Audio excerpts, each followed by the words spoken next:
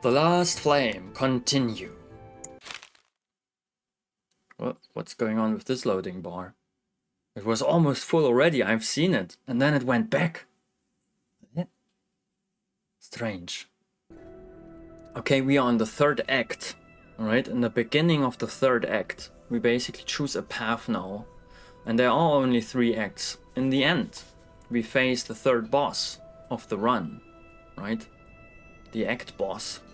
And then, if we can beat this guy, whatever his name is,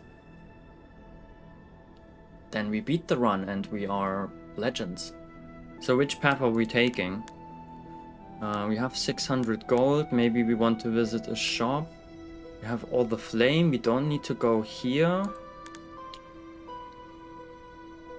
We wanted to fight a lot of elites, right? That was our goal. There is a path where we can fight one elite, then go to the shop, then fight another elite, then take this event, and then a third elite. This way we get all the relics, and we have a real challenge, right? Challenging fights. I think that's what I'm doing. Ooh, the board is looking sexy. Oh my gosh, those are 4 chonkers. A Hell Assassin. 600 spell damage split. Ancestral healing, healing nearby end. Oh. There are 3 healers? Boah, if you don't have a good damage output in this fight, then... But when they are only healing, who's dealing the damage? I mean, they have a ranged attack. They do have a ranged attack. This guy is, but this guy is the main damage dealer, so maybe we just focus him, right? And then we have all the time in the world to kill the healers.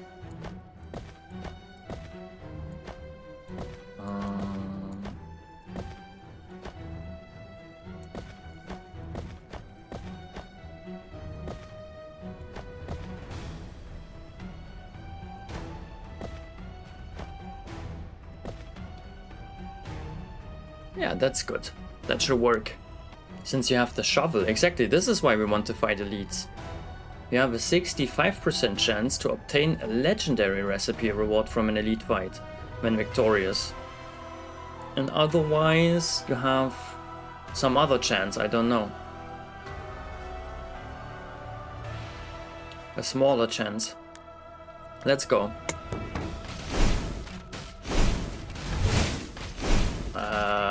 Okay.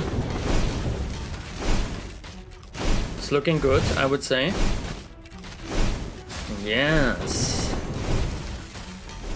Yes. Hehe. Nobody died. Great. I mean, on our side, right? Great. Not even... Look at the sheet. I love that. I love the fight recap. This is so cool. I'm really happy that they have some damage output now, right? The tank here has damage output, this guy. And this is clearly our main damage dealer, but yeah, they do something as well. And then the shielding. 1400 shielding, 1500 shielding. Sick. This guy also 450 shielding. But honestly, Geralt is somebody, we could technically replace him if we would find a better hero. 16.9 seconds, this fight.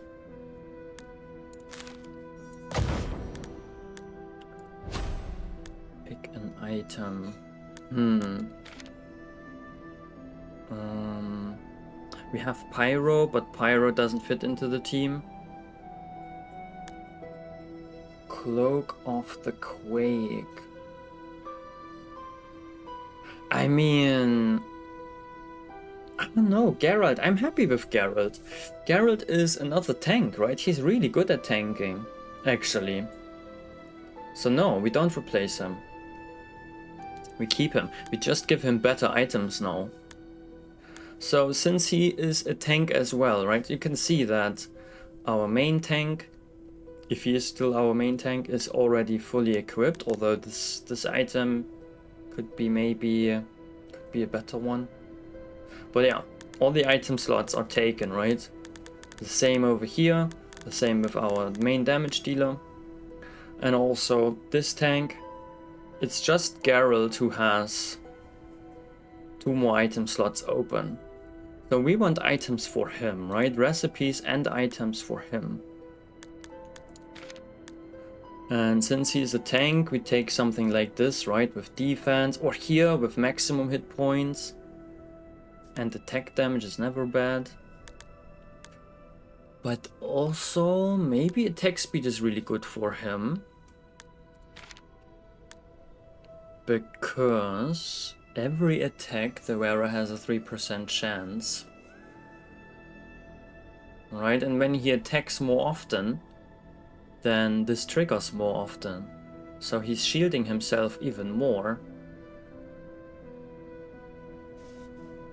And mana, is the mana really important? Critical forging? Don't think it is. So maybe I give him attack speed. Since you're getting so tanky, it might be good to try and swap your Ridge into something with more damage.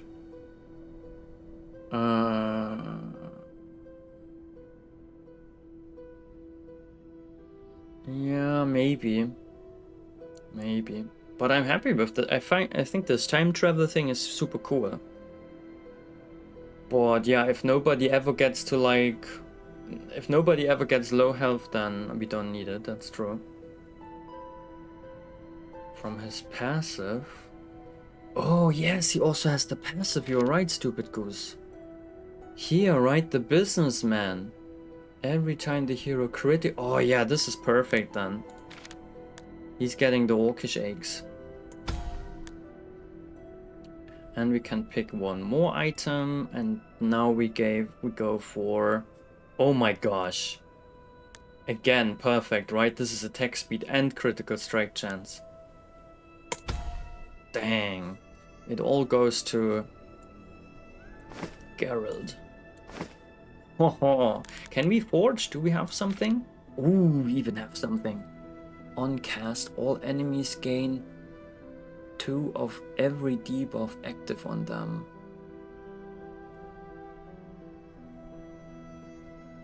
Additionally, after 10 seconds in fight, you gain a shield equal to 1% max hit points per debuff on the enemy with the most debuffs. Absolutely crazy. Yeah, let's put the orcish eggs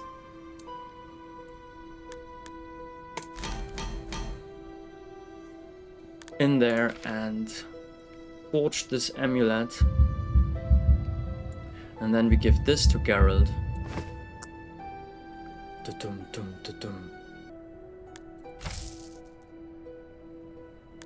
Proceed.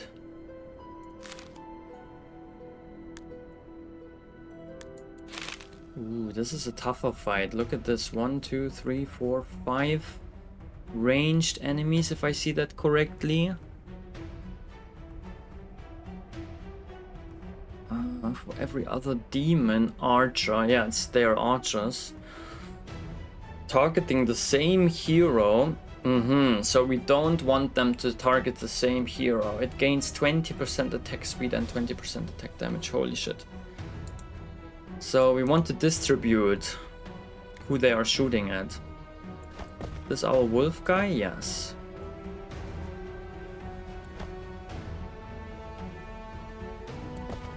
Main tank.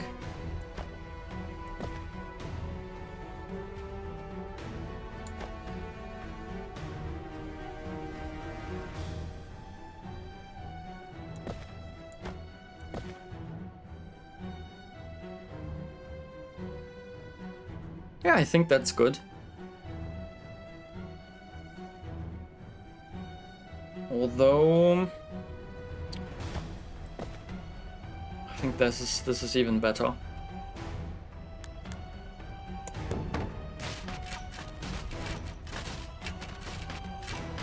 Yeah, the tankers aren't tanking so well.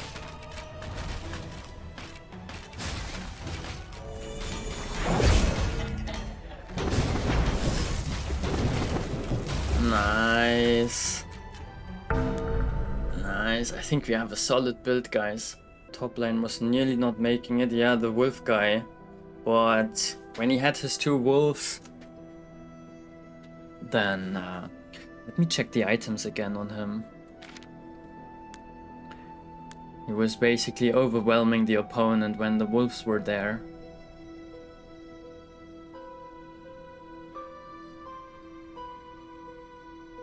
Let's check the items.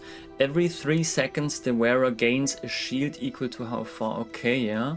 So he's getting a shield, right? Regularly. And the more shield they have, the more damage they deal.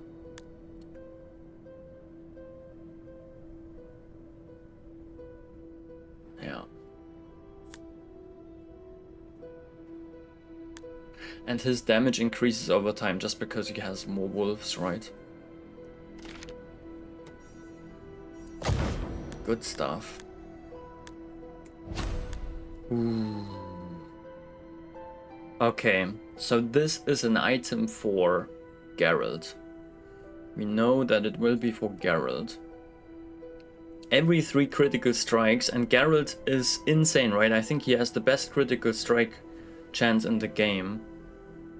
The mana gets filled to full. Holy shit. So he would always have mana. Full mana, I guess. Because he's critical striking all the time. And with full mana, what can he do with full mana?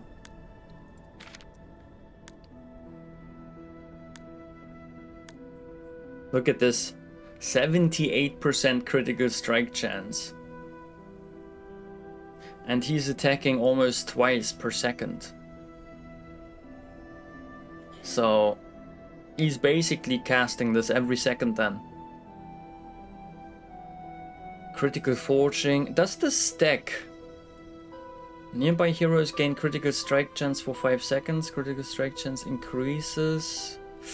It doesn't seem to stack, right, this critical forging. So I'm not sure if this does anything. Right, giving him full mana. I don't think it does a lot for him. So maybe check out the other weapons. On cast, the next attack deals ethereal damage equal to spell power. No, not for him. Every 2 attacks, the wearer has a 1% chance per spell power. Shit, I kind of want to reroll this shit. Have you played Auto Battlers?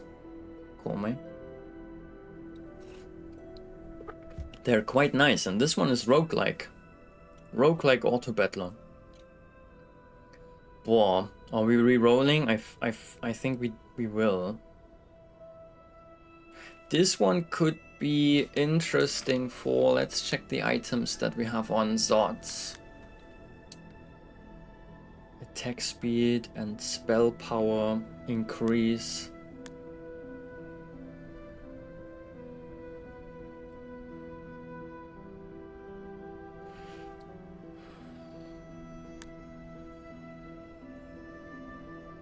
For every mana regen, oh gosh. He has so good items already. I'm re-rolling, guys. If you ever get over 100% crit chance, the game converts the extra crit to the extra crit chance to damage. Yeah, this is cool. Re-rolling. Boop. Critical strikes by any hero inflicts a bleed on all enemies.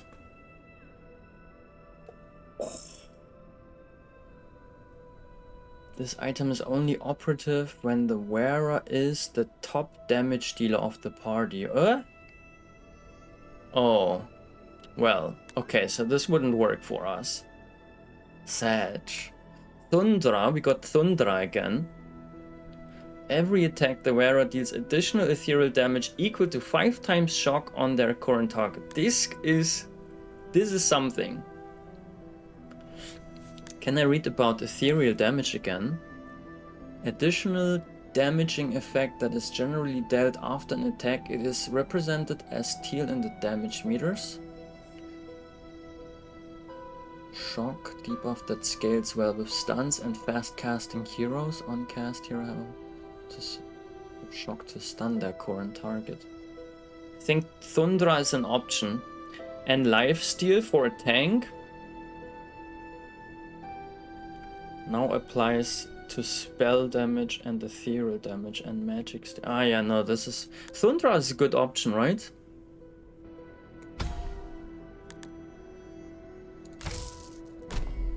Choose a reward. Reroll a passive. That's probably what I'm gonna do. Swap passes. We can check if there is anything that makes sense to swap.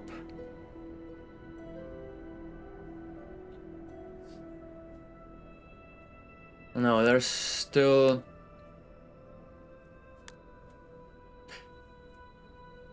No, but we could reroll this, because the Mana Dragon isn't doing much for him. So let's reroll.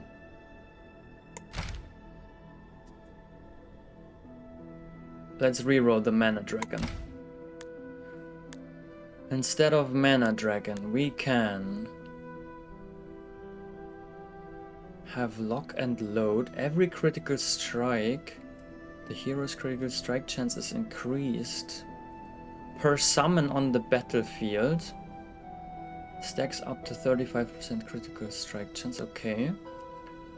Or Ethereal Infusion. The hero gains Ethereal Infused attacks. Their attacks now deal Ethereal damage instead of physical damage.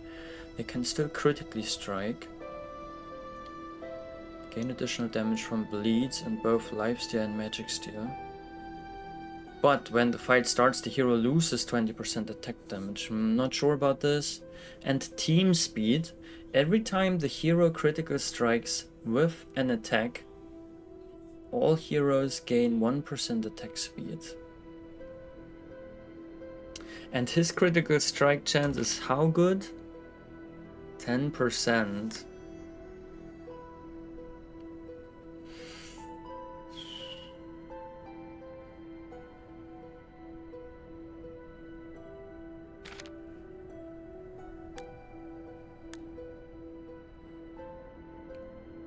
Any thoughts? I have no idea how much this would do Ethereal Infusion.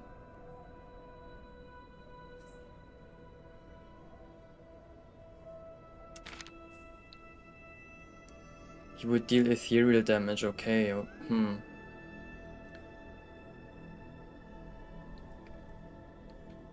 Bonus ethereal damage from burn. Ah, this benefits from burn.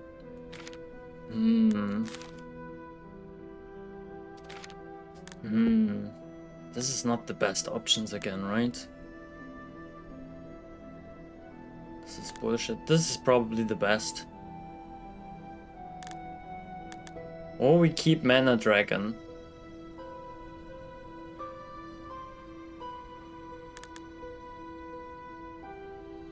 All heroes gain 1%. Oh no, this is so terrible. We keep the Mana Dragon, guys. Terrible passive choices we got. Sad. Well, let's... we have so many trophies. Let's level up heroes.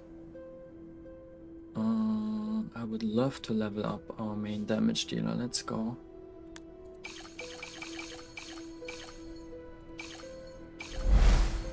Ooh. Lifesteal. Max hit points. Critical strike chance. Yeah, the damage dealer needs critical strikes. Okay, we have 4 more. With 4 more, we can level... It's not enough to level him up. But it is enough to level this guy up. Oh, but do I want this? Do I want to level him up? No, I keep the trophies. And we go this way. Normal encounter. Not a threat, I guess. Demonic swipe, okay. Whirlwind. Oh my gosh, what is this? A lich. Demonic laser summons an orb at the furthest corner from the lich's position. Furthest corner from the lich's position, so basically this would be here, right? The orb sends 2 interceptable beams towards the furthest and the closest hero.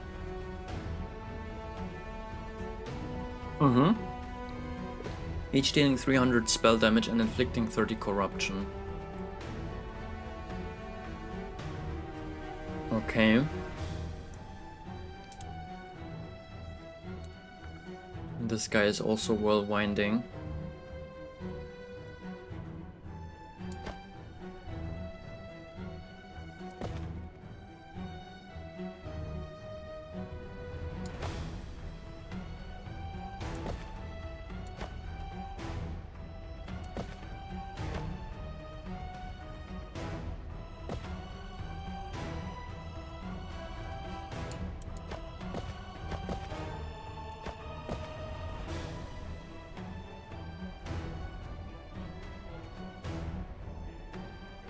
Yeah.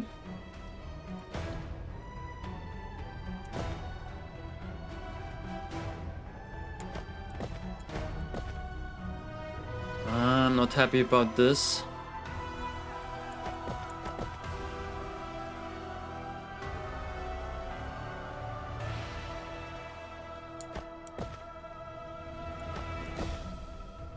Oh, focusing him? I don't know. Maybe more like this. Yeah. Everybody focuses our main tank, right? But we have to...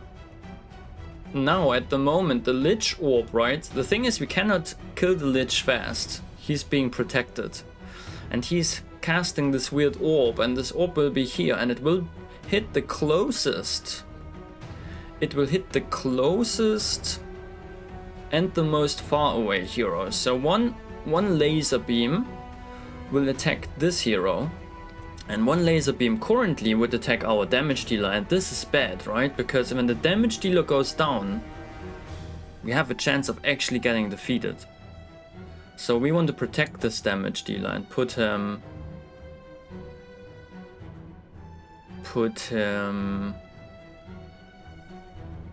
here. Yeah, this is a good setup now.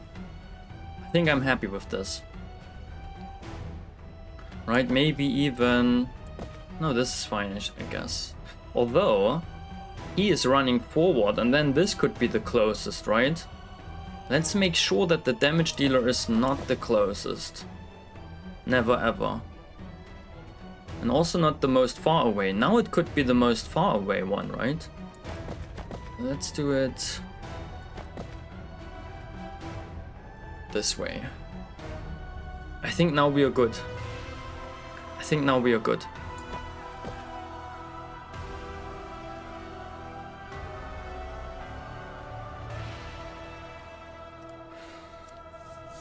I really like this fight because here you have to really think about positioning. Right, oftentimes positioning is not super important. Or like, let's not say oftentimes, sometimes. Sometimes the positioning is not super important, but because of how the mechanic of this weird spell is, you really have to think about it. Have to be smart about it. Cyber Odo, hello, welcome back.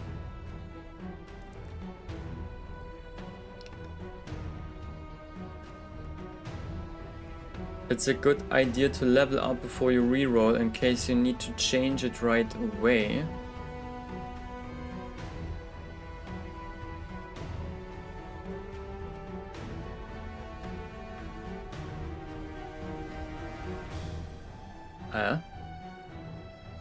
I don't understand. Something else neat with this game, there's other game mechanics that don't get introduced until you win a few runs. Ah, nice. So it gets more interesting. Or like, more complex, new mechanics. There's still something to learn. Yeah, nice.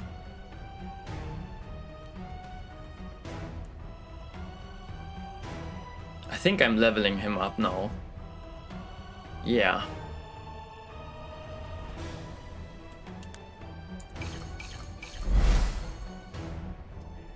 Every second attack inflicts 1 burn or 1 frost at random to all enemies. When below 50% hit point, attacks consume 2 frost to heal. Not bad. On cast, the hero gains 1 spell power for... Nah, that's not for him. The hero gains critical strike chance the further they are from other heroes. Ah. No, this one actually sounds good.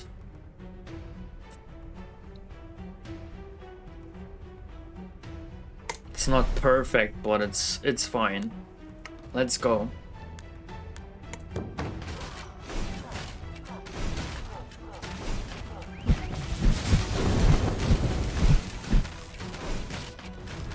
It's looking good. The Lich is almost down.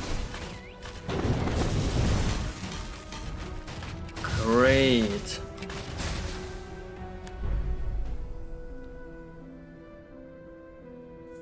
Great. Nobody died. Look at this. Bonus spell damage from frost. Ah. Bonus ethereal damage from burn. Cool. So yeah, there is some bonus damage, right? 23 per second, that is.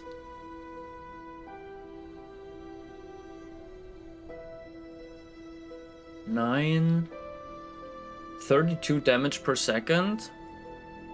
Yeah, it's not super much, but it is something. And everybody has this bonus damage, right? Or not? Almost. And I just love how they're all shielding themselves like crazy now.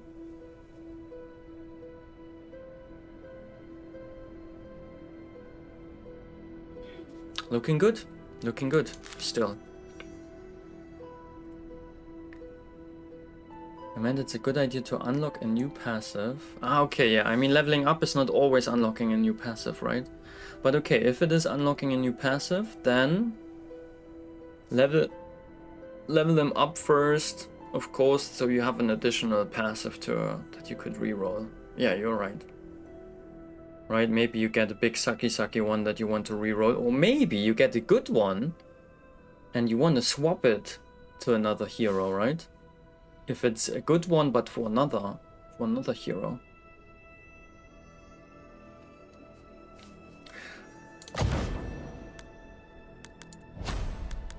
Pick an item. Do they have all the slots now filled?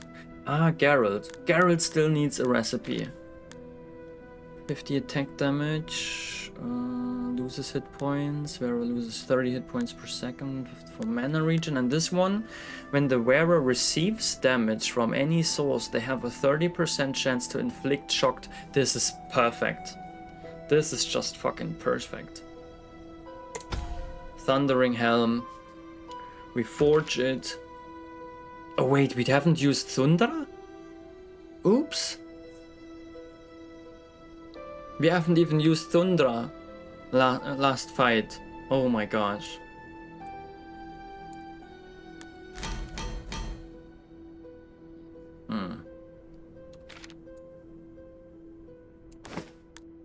Oh gosh, now we are way stronger. Good. Next fight is again against a star. Oof. Stone demons. Heals for 100% of the damage dealt. Oh. Okay, so they're dealing damage and healing themselves with their spells. This guy is a Hellguard. He casts a defensive ritual granting itself and nearby enemies 40% damage reduction for 4 seconds. Okay. And there's an orb demon, which is casting 2 orbs. Oh, to his own guys. Towards all other enemies. Okay, not just 2, it's just 2 in the video. If there are no other enemies alive, it instead sends bolts towards all heroes. Demonic bolts hit the first hero in its path for 225 spell damage. Towards all other enemies. Okay, it's just the direction, but they hit our heroes. Okay. Okay, got it.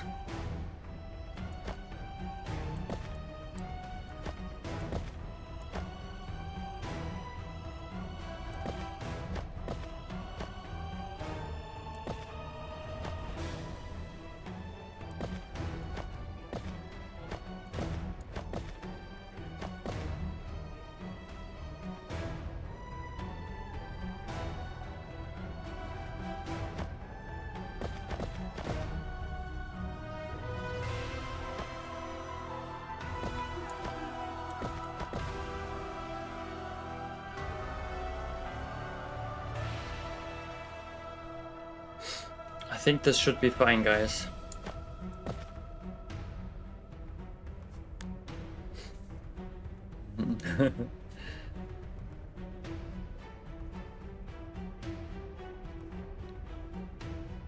Let's go.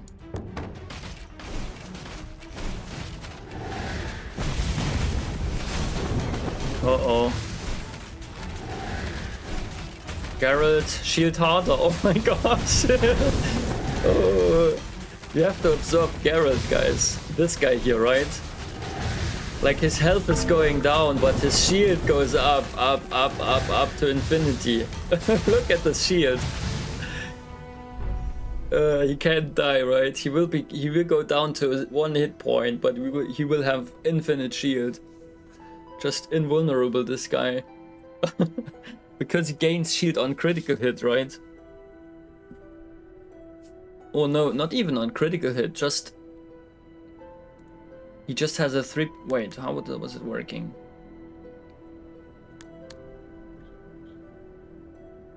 Just every attack that he has a chance per shock and bleed.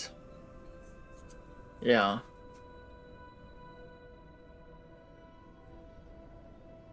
And we have a lot of shock always, right? Or there will always be tons of shock.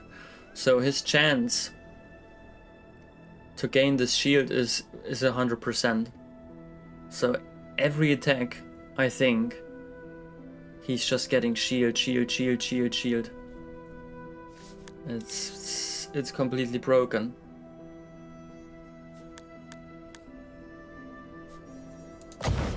Boom.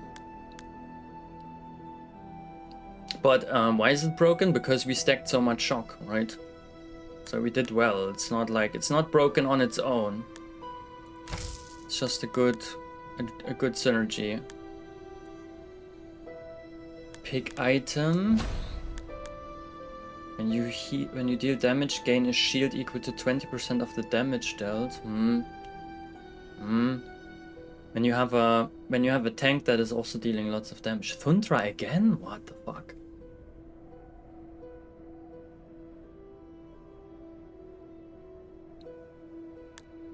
Bone Guard, every attack the wearer gains 3% attack damage. Wow. At 25 stacks the wearer gains 15 attack speed. Let's actually check out the items that we have here.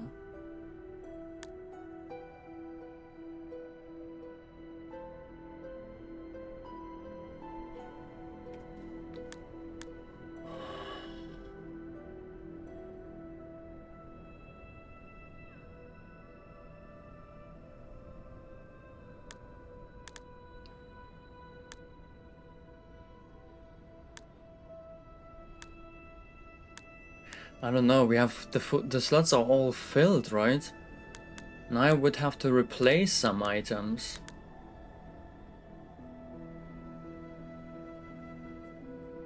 I guess Realm's Shield is not the best. Also, Serrated Fists. Attack steal bonus ethereal damage. Yeah, those we could replace. For each burn and shock on the enemy.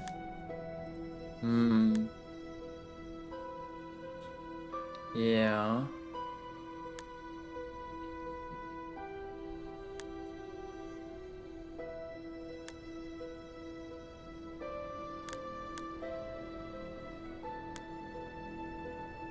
Yeah, okay, this one we can replace with Thundra.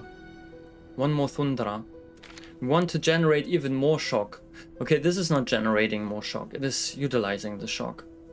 This works well with our Zenmar. And this one is just in general pretty strong, I guess. For the damage dealer, but I don't think we can replace any of those.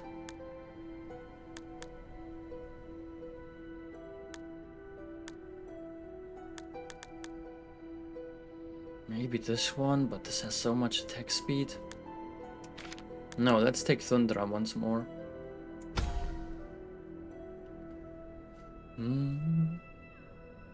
Maybe the damage from shield item should be on Geralt.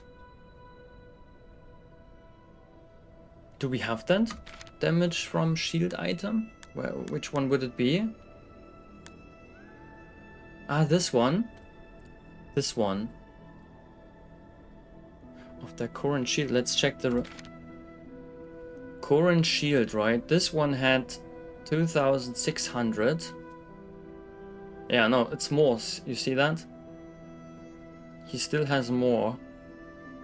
And that's why he has such a good damage output.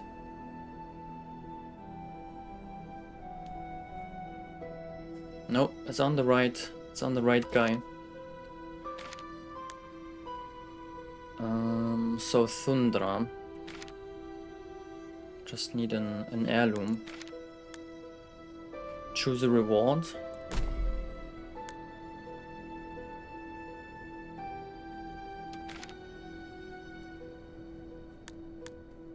We were just picking this one, right? Every second attack. Who has the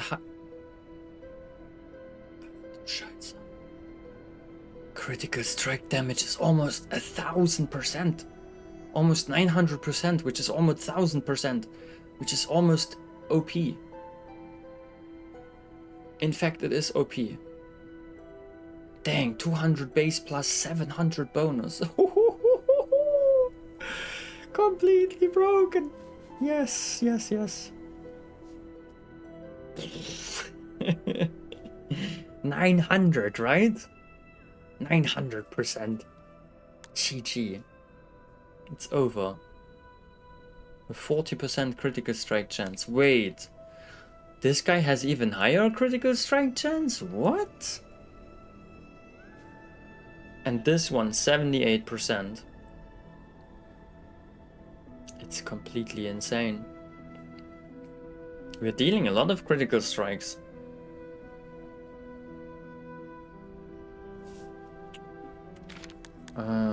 So the passive swap. Does a swap make sense? We need a high attack rate.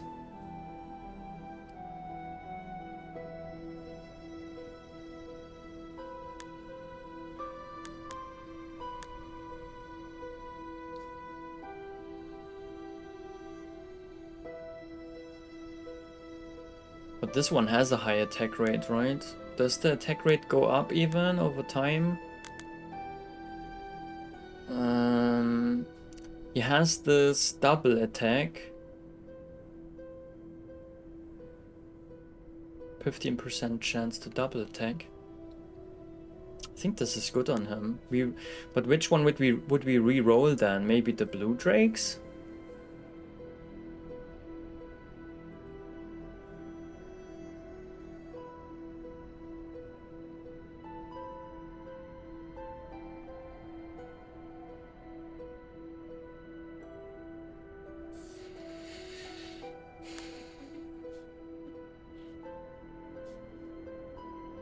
Can we level... Let's level one up, right? What Stupid Goose just said. Maybe we can get a new passive which sucks. Or which is great.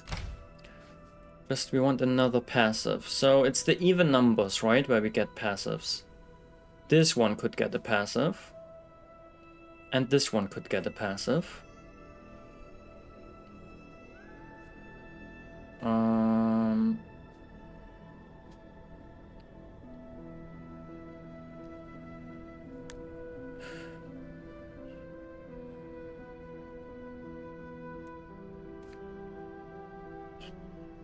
Let's level him up first. Okay, there we go. Summons shield. Every 5 seconds the hero gains 60 shield plus 15 shield per summon on the battlefield. Bronze Drake.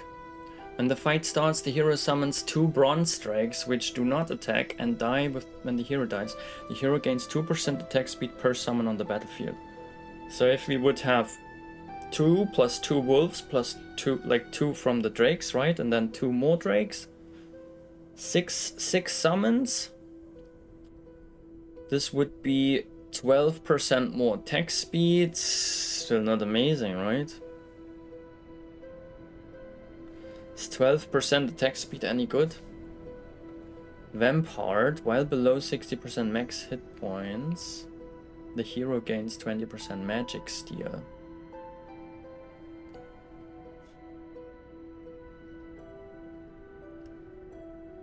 $60 shield plus 15 shield.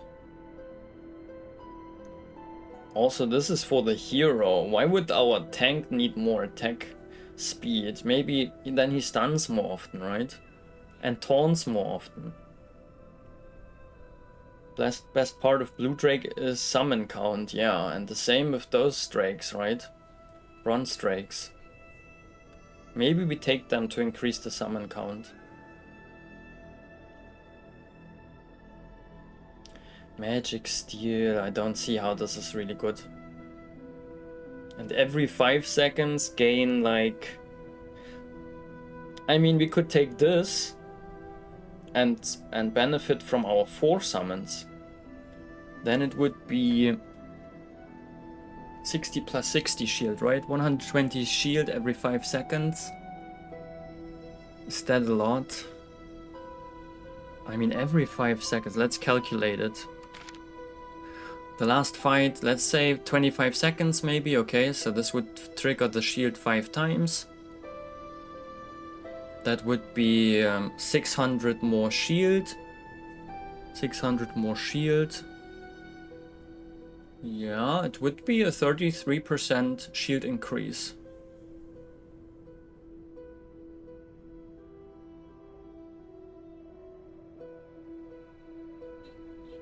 It's not so shabby. It's actually not so terrible.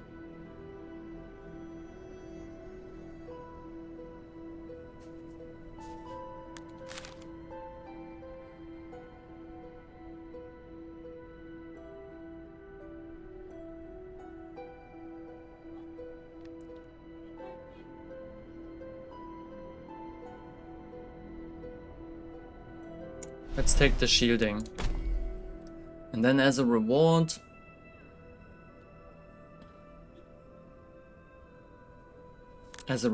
we re-roll the Mana Dragon again, right? Hopefully this time we get better options. Every 5 attacks the hero heals all heroes for 20% attack damage. This is actually good on Okkar because he has a lot of attack damage. The hero gains 8 defense for each hero and summon within 3 hex range. It's not very good on him because we play him far away from everybody else. So it would only be a little bit more defense for his wolves. And healing shield. When getting a shield from any source, the hero heals for... Okay, this is the one.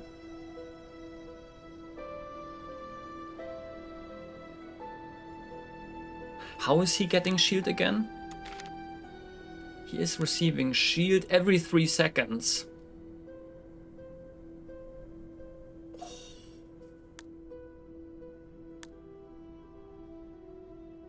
And in the beginning. So he would heal every 3 seconds. Plus, I don't know, maybe he can also receive shield from others, but I don't think so. Specialty stats. Shield received. 15% increases the effectiveness of shields received. Ah, okay.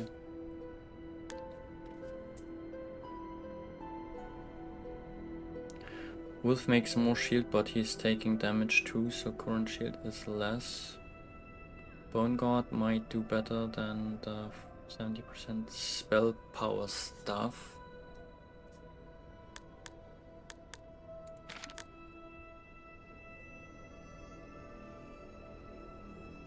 Need an heirloom. Okay, so this is actually great. And this is also good. It's between those two. Oh, this one has a cooldown anyways.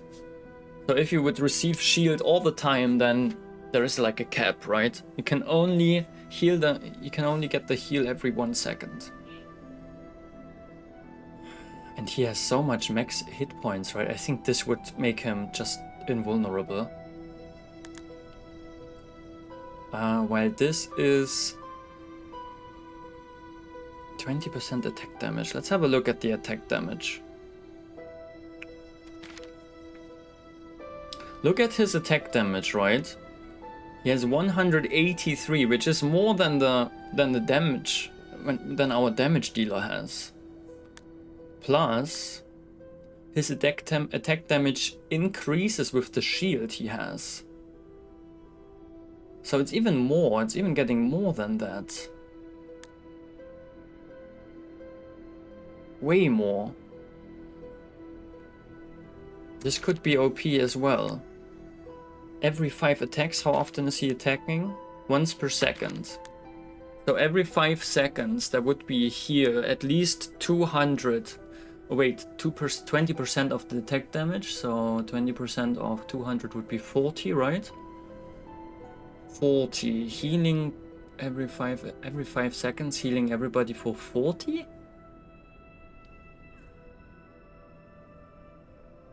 So that's 8 healing per second on everybody. That's not great, right? That's not great. Like, this sounds good, but when you calculate it, it's actually not so great. Healing shield on the other side is amazing.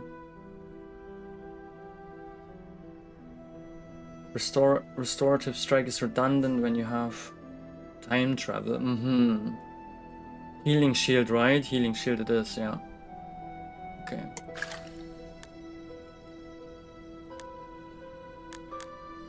Insane. I tell you, this game, you make insane builds. Oh, let's go elite fight. Oh, dang. It's 3 giant golems. Rock golems. And they do mountain rupture, which is an area of effect. He is also reincarnating. 7 seconds after Rock Golem dies, if any Rock Golem is still alive, it rises back up with 50% of its max hit points. What?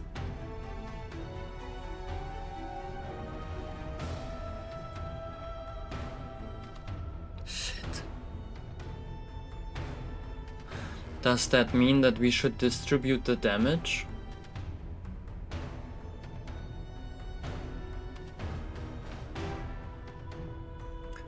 To try to kill them all at the same time would be one strategy, right? But do you really have that much control? Do you really have this kind of influence? Maybe you just want to kill them fast instead of trying to distribute the damage. Not so sure. You are going here. You are here. You are here, and you are actually tanking.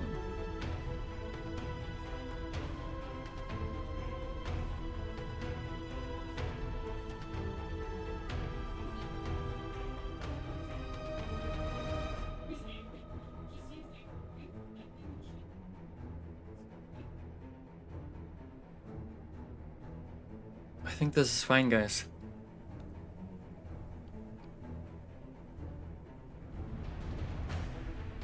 I've never seen them come back to life. Okay. Maybe they are just... I mean, they have just 14k life each. Yeah. I guess they just die. All of them just die. Let's go.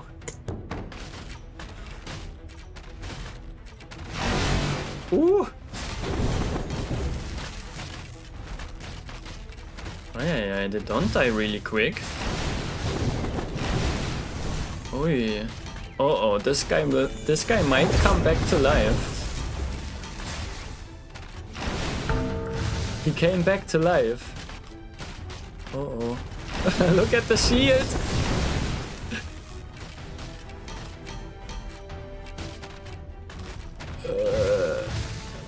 Okay, but it was not it was not hard in the end.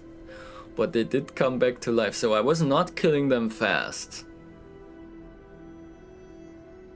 But yeah, anyways, right, they didn't have a chance. This is just so cool. I love how he's always super low hit points, but has a huge shield, right? Bigger than his ego.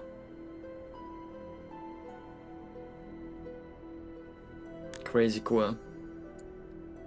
Okay, another success. Pick a relic, yeah. This is why we do this, right? An item. Hopefully, because of the shovel, we get a legendary one. Yes! 20% magic steal, attack damage at the start of the fight. Deals ethereal damage to the target, the wearer's damage. On cast, the wearer consumes all shock on their target and gains 8% defense per shock consumed. Actually, I think we don't want the shock to be consumed, right? Because our other champions, heroes, they benefit from a high stack of shock, right? So we actually don't want it to be consumed. And many faces mask, the wearer gains the default passive of all other heroes on the battlefield.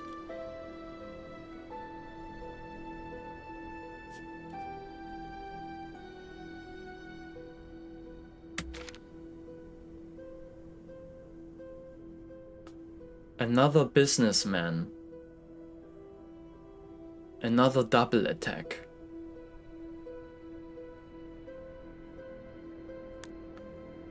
Another electric attacks. Another offensive balance. The wolves, right? We don't need the wolves.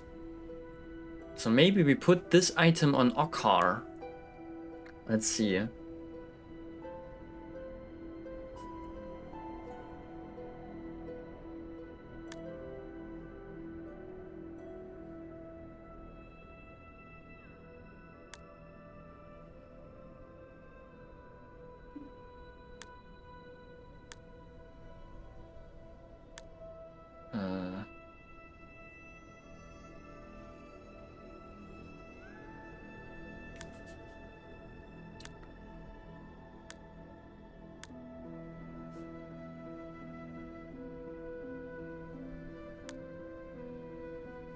I think this is broken, right? This item, the many faces mask. This is. I mean, you get 4 passives.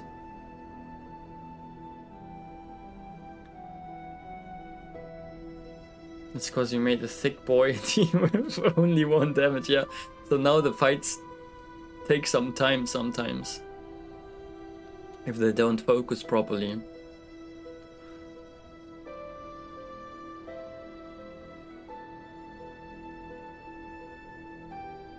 Let's, by the way, check the last. I love how their damage goes up. Look at him. Crazy motherfucker.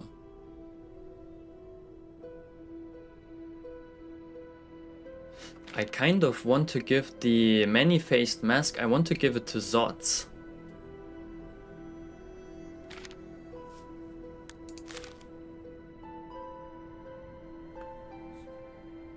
Heals for 3% of the hero's max hit points and all summons by 1% of the hero's max hit points. Oh man.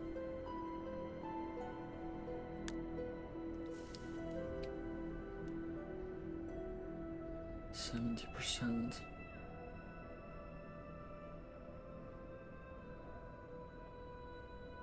Wait, his base is 0?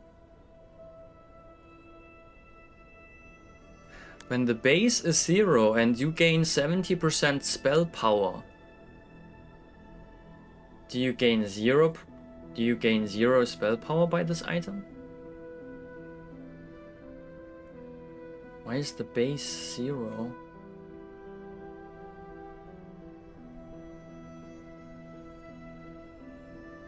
This has a base, right? The spell has a base. I don't quite understand how this works.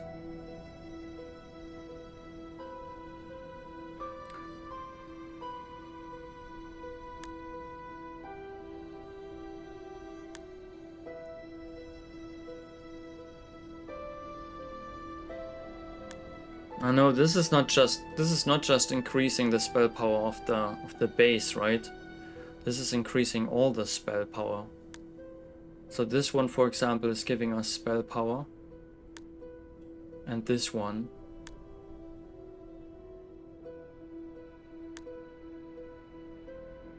I think this one we could replace.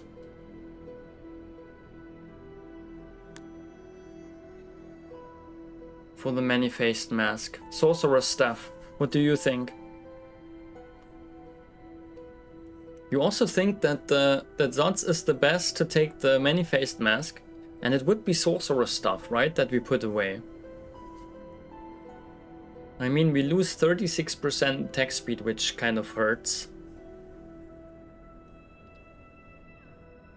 Why is that, by the way? Can we kind of look at this item? Oops.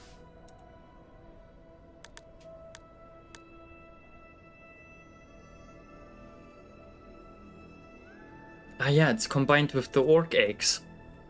So if we find another Orc Eggs, or if we can disassemble this item, then we can have 36% attack speed on the new item, right? On the many-faced mask. This is a no-brainer that I'm taking the many-faced mask.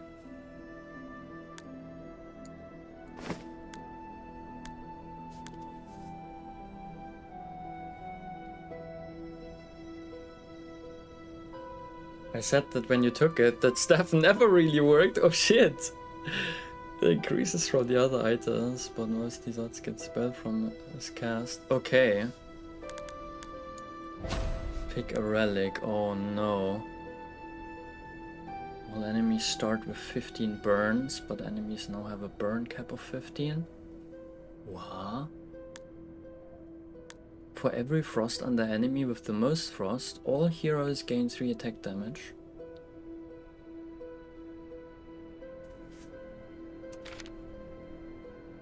"26 frost inflicted to enemies.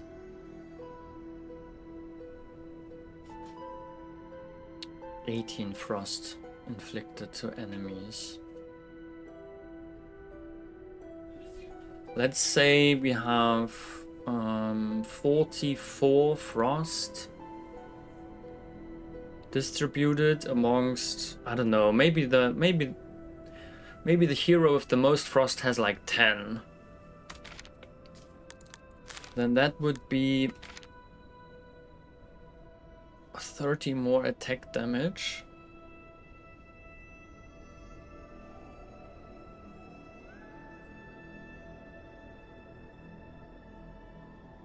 On every hero.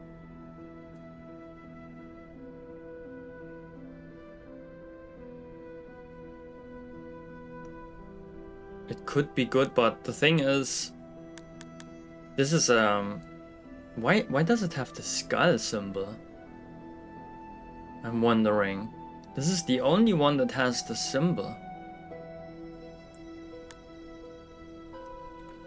I think this is really for builds where you have more frost, right? We really just add a little bit of frost. The hero with the highest max mana gains 4 spell power plus 4% spell power per max mana. The most max mana is currently Zanmar. He would sadly benefit from this. Not Zods. Oka is also close. Oh, and Geralt. Oh, fuck yeah. Nah, never mind. It's not gonna work. And Shield's the hero with the most shield for 120 every 3 seconds. GG. If no heroes have a shield, the shield is loaded. Hero instant. Oh, insane. So I guess that's the one.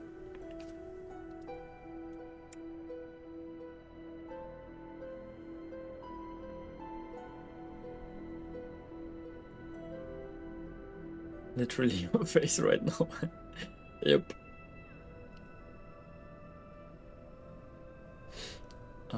Shield snail sounds good. Even more shield. The red skull is because it costs a core and relic to take that relic. Oh, wow. And the game doesn't tell me about that? I don't want to give away a relic. I am taking the snail shell. And also, I think I might be able to level... No, sadly not. Not enough trophies yet. Did you unlock the 4th Shogun? Shogun, you mean the hero, right? Yes, with the little... with the headband, right? What do they call them? Jiu-jitsu guy. Yes, I unlocked him. I also unlocked the crossbow. I unlocked the crossbow recently and I found it in a run, and the crossbow is also quite nice. It is piercing through enemies. Through one enemy actually. So it's hitting 2 enemies. But you have to recharge it with a turn.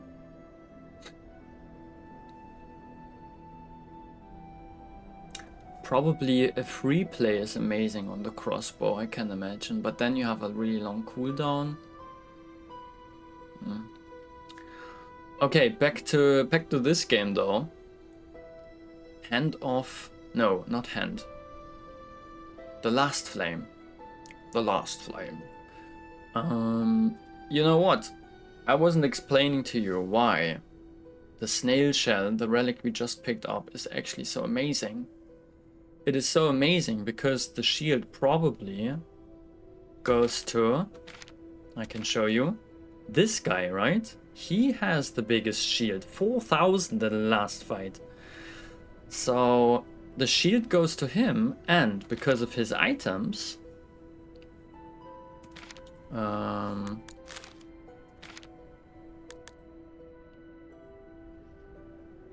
because of this passive, the healing shield, he is receiving, this is triggering more often now, right? Because there's an additional source every 3 seconds where he's gaining shield from. So this guy is healing more. I think he's going to be our main tank. Although all of them are kind of invulnerable. I think our main tank is the most vulnerable, right? The one that was intended to be our main tank from the start, right? Although look at his max hit points, 3,200, but he's not shielding that big, right?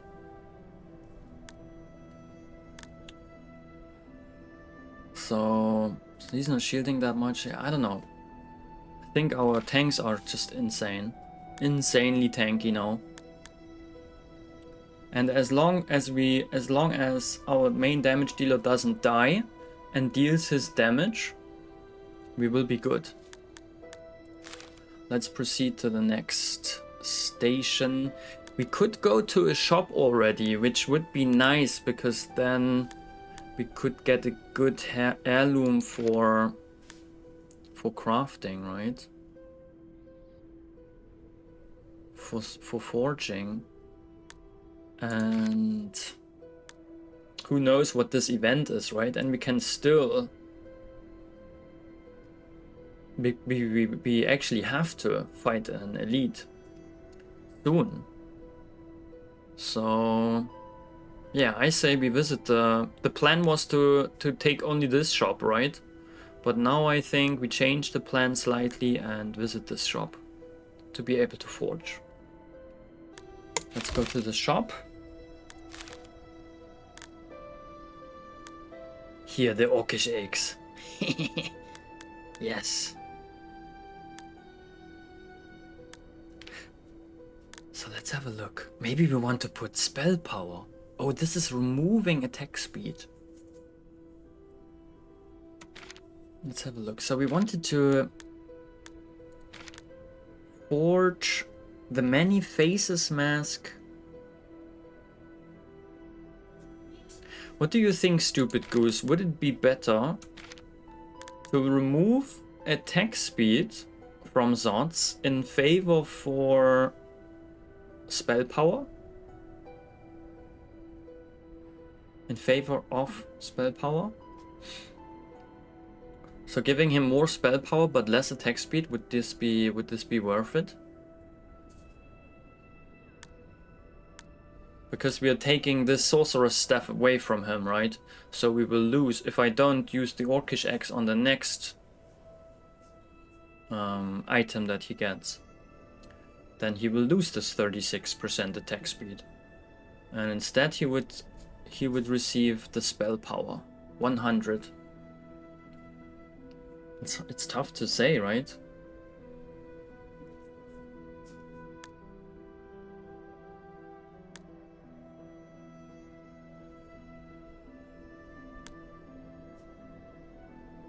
Attack damage equal to 45% of the spell power. Yeah, I mean, stacks up to 100 attack damage. Only stacks to 100 attack damage.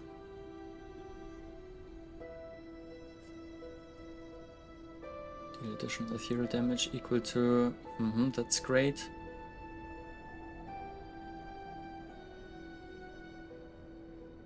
Yeah, it's really tough to say. Or should we stick to the orcish eggs? I don't think so. Attack speed is better than flat spell. Okay. Also cheaper to dismantle the staff than buy a new eggs. But you're rich anyway.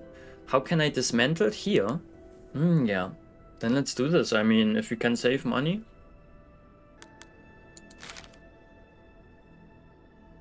Cost 75. Cost plus 25 per dismantle. Okay, so the costs increase. Cost is reset to 75 every shop. Okay.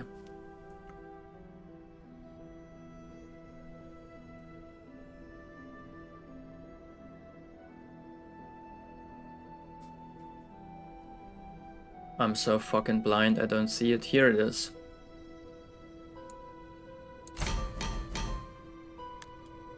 Okay, thank you.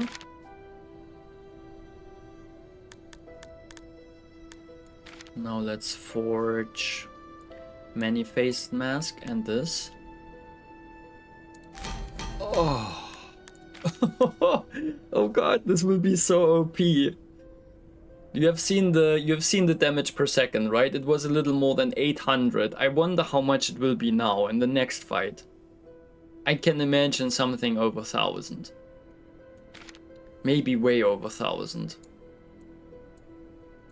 Look at this. Okay, and then we need to give somebody another Thundra, right?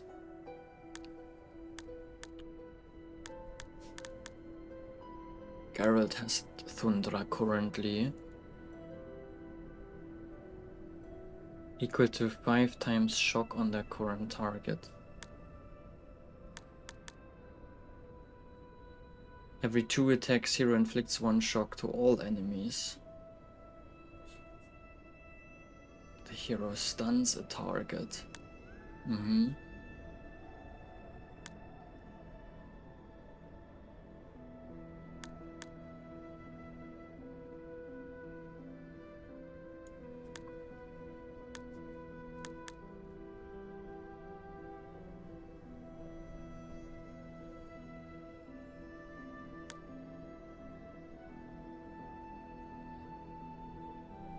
Yeah.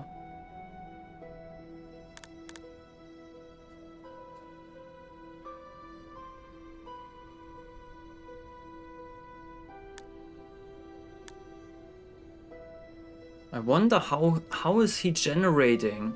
It says, it generates or utilizes shocks. Okay. And he's utilizing it and not generating it.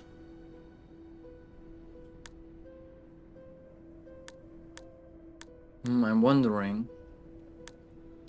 Which item did I want to replace with Thundra?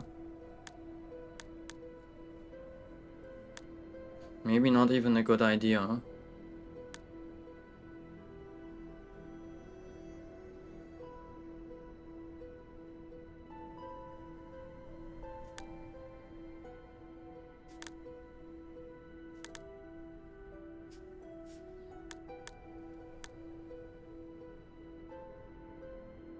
Serrated Fists, right? We could replace this. Or this one, Realm's Shield. Let's see, maybe we replace Realm's Shield.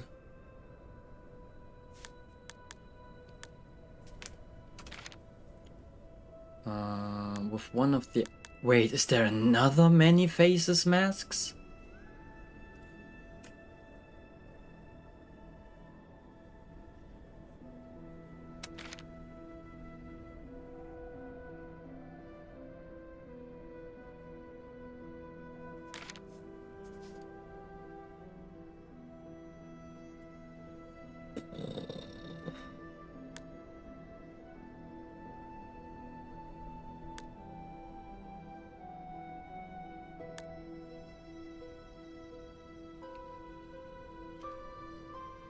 Thundra might do better than the Bullseye on Zanmar.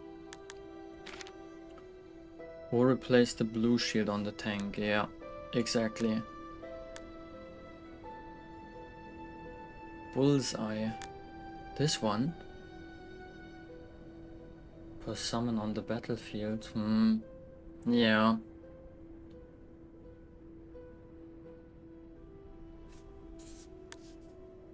Honestly...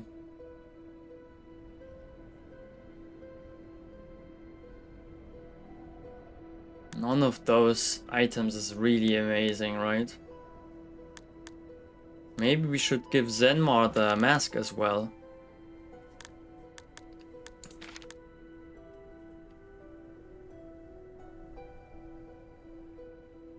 To inflict shock to all enemies when the wearer receives damage.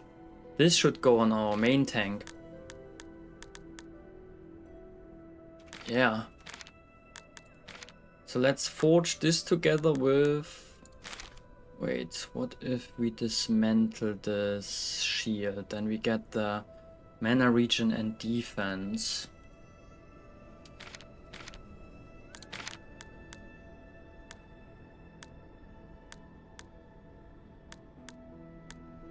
Mana regen and defense is great, so let's dismantle this. And then let's forge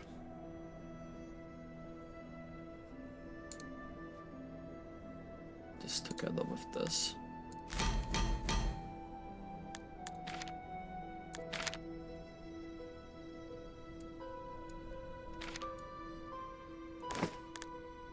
Good. And then I want to just put Thundra somewhere. Thundra, such a cool name. Either...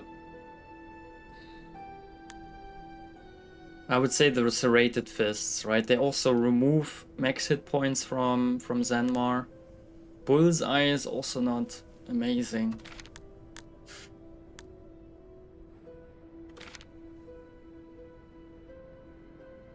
And can I sell recipes, by the way? If I don't want them, no, right? I have to keep them. I could buy the Many Faces mask. Problem with a second mask is that Zod's passive doesn't really work on anyone else. No. The wearer gains attack damage equal to... okay. Yeah, but it's just one of all the passives, right?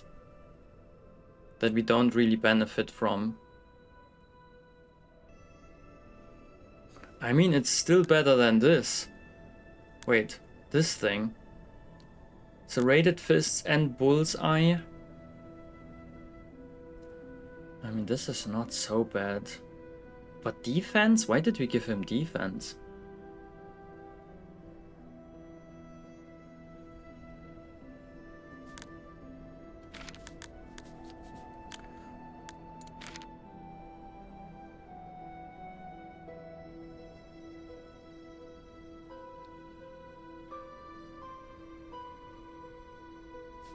Yeah, okay, I have a plan.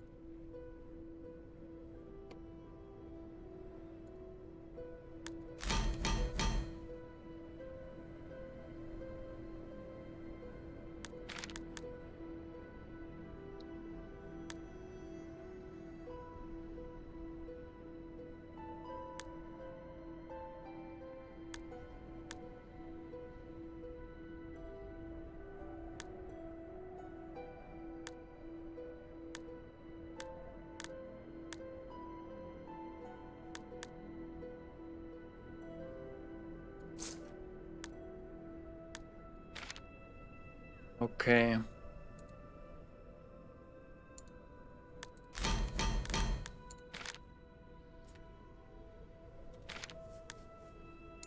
Guys, it's gonna be awesome.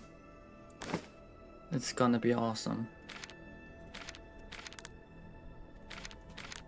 How do I leave this shit? Go back.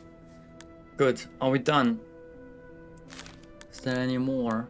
How do those heroes look? Rose.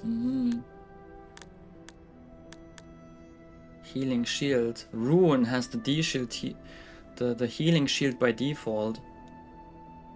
And the lightning explosion. Dang, I can see us playing this guy in another run. Also has shock debuff. This guy would fit so well into our team, but it's too late now. We are committed to the heroes that we have. Proceed.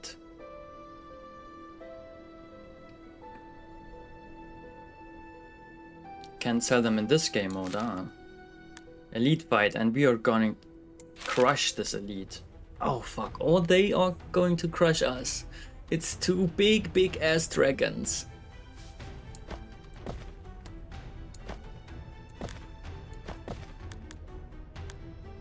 What? No, I didn't mean to do this. So what are the dragons doing? They breathe dark flame, dealing a lot of spell damage in line. Best targeting. Split between heroes hit.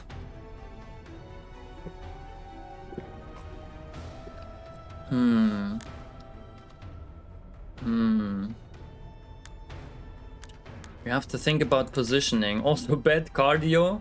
After 30 seconds in fight, Dark Dragon dies. Oh, so this is just about surviving. This is nice.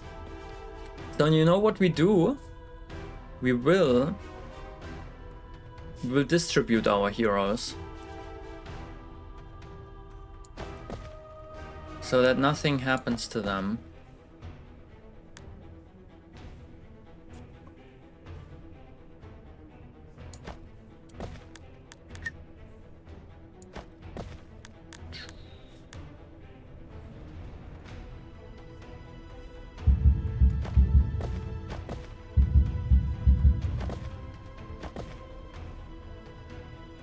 Yeah, this is good, right?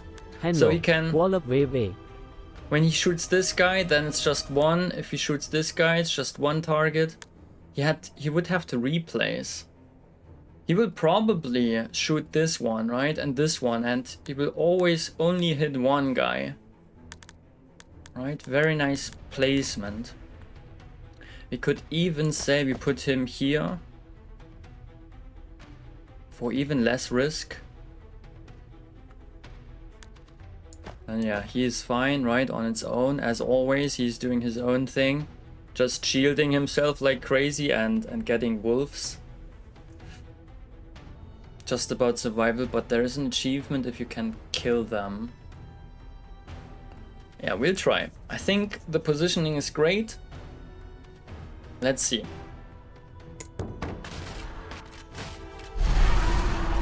Oh, fuck. Oh my gosh, they are tanky as fuck. Oh no.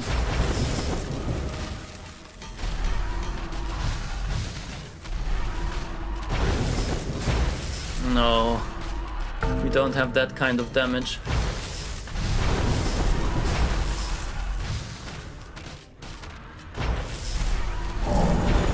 Shit, the wolf guy died. Oh no, 2 of our heroes actually died. Is that true? Wait, did you die, wolf guy? Doesn't look like you died, but I think you died. But he definitely died. Sanmar. Let's have a look at the damage. Look at this. This changed dramatically, right? Geralt is all of a sudden the damage dealer.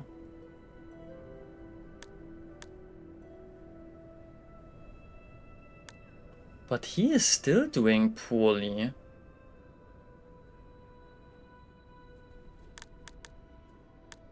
It's probably just because he died so fast.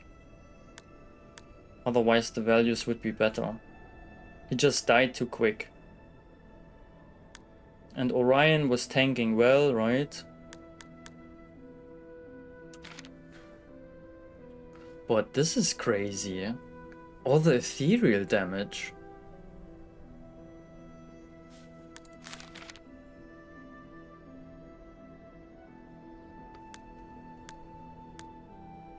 From Thundra.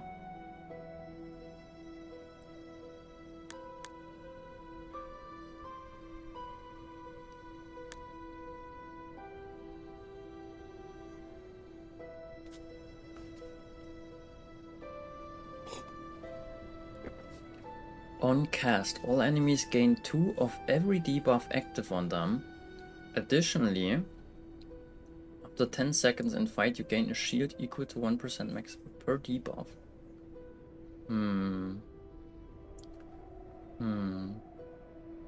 I wonder what would happen if when I would dismantle this, and instead of this amulet would give him another Thundra. He would maybe become our main damage dealer. Right, because we have a second Thundra and I don't know how much Kara's amulet is actually doing.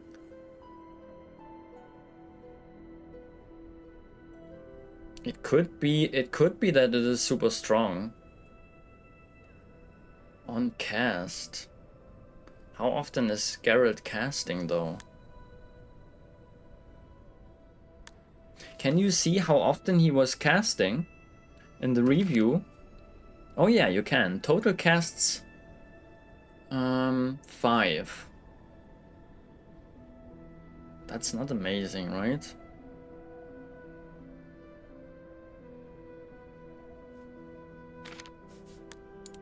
But 5 times all the debuffs doubled, if I get the item correct.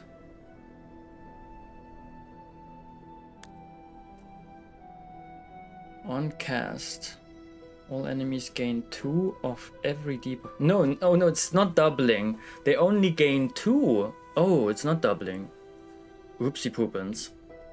Additionally, after 10 seconds in fight, you gain a shield equal to per debuff on the enemy with the most debuffs. So this is actually 10 debuffs. Or like, no, you cannot even say this. Basically amount of enemies times 2 and then times 5. It's a few debuffs, but it's not crazy.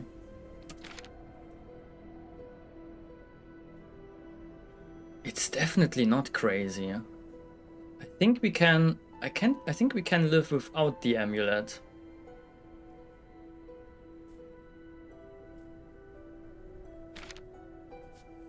Mitigation from defense, you can also see this is great. Oh lord.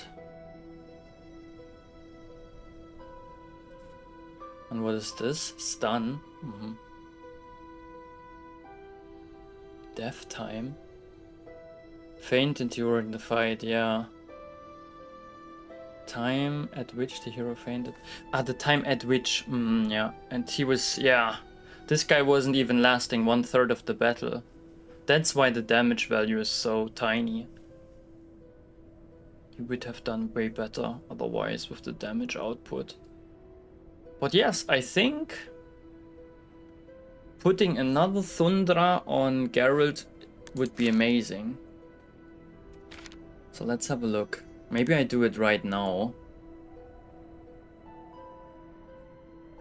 Losing attack speed is not cool though. I think I will wait until we are at the last... until we are in the next shop.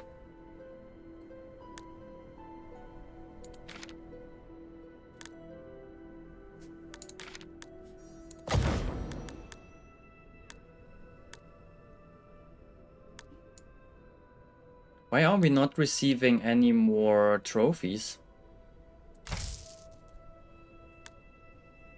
I want more trophies.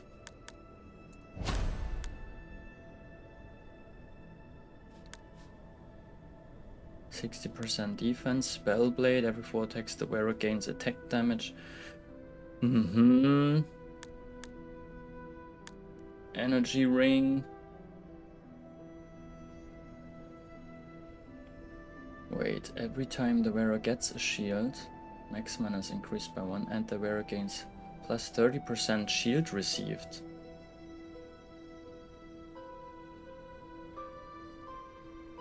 This is kind of nice. And the relic again. Oh my gosh, we can duplicate another relic. For even more attack speed, guys. Oh, all heroes gain 6 attack damage for each summon on the battlefield. Every 3 seconds. As a summon build would be great as well, guys. Maybe the next run we do a full-fledged out summon build, right? Everybody has to have at least 3 summons.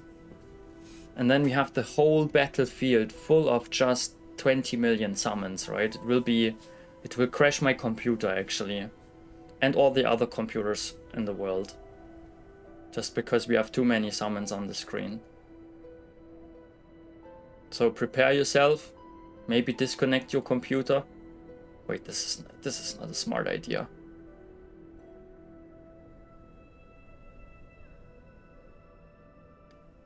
Zots lost like 100 DPS.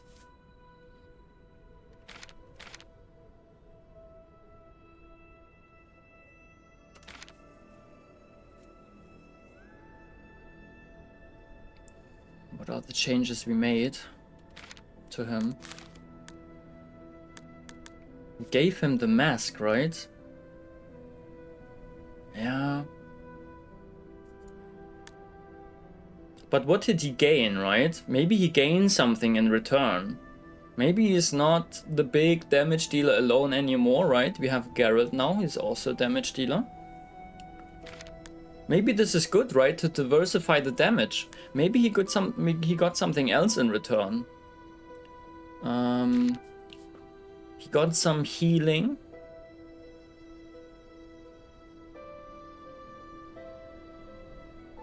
He shocked. He inflicted more shock, right? Maybe. Not sure, maybe not. Everybody is inflicting shock now, right? Just not Okar.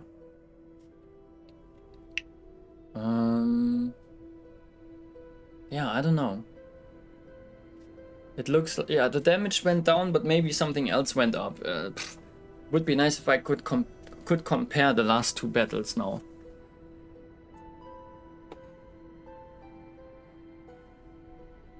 So which, if we duplicate a relic, which one would it be?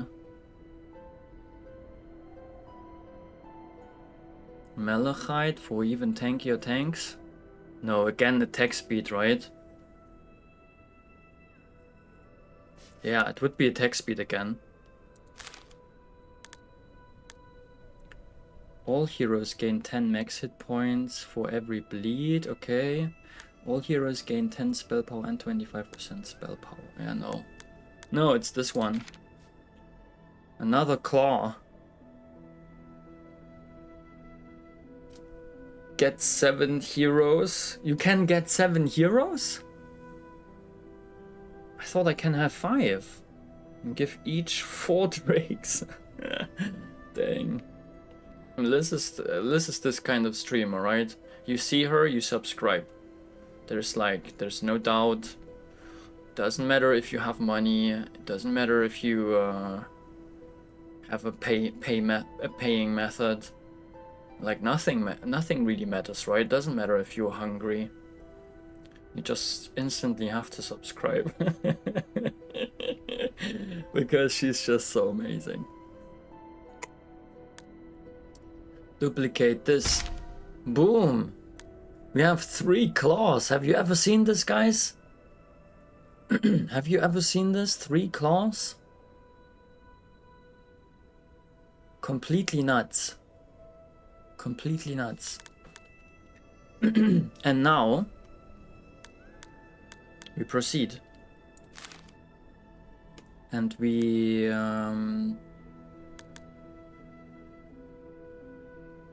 cannot even go to the shop if we want to fight an elite. You know what? Then I'm forging right now, or maybe after the stop. Maybe we get an item in the event. What is the reward for a star, dude? Slightly harder encounter that rewards bonus reward of your choice if victorious. Maybe Stupid Goose, you know. Do we get heirlooms if we beat the star? I need good heirlooms. Some relics increase your party size, that's cool. Star gives passive swap and reroll, or hero and trophy. No relics. No, I'm not. Items, yes. I need heirlooms. I need better versions of this. Wait, where's my Thundra? I had a second Thundra, no?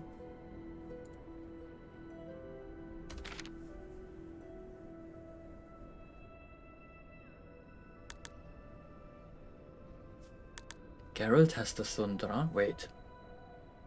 I'm so confused.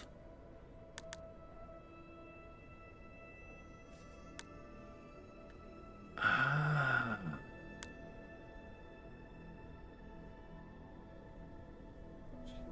Aha. Wait, we just swapped this, right? And then the problem is already solved. I just swapped those items.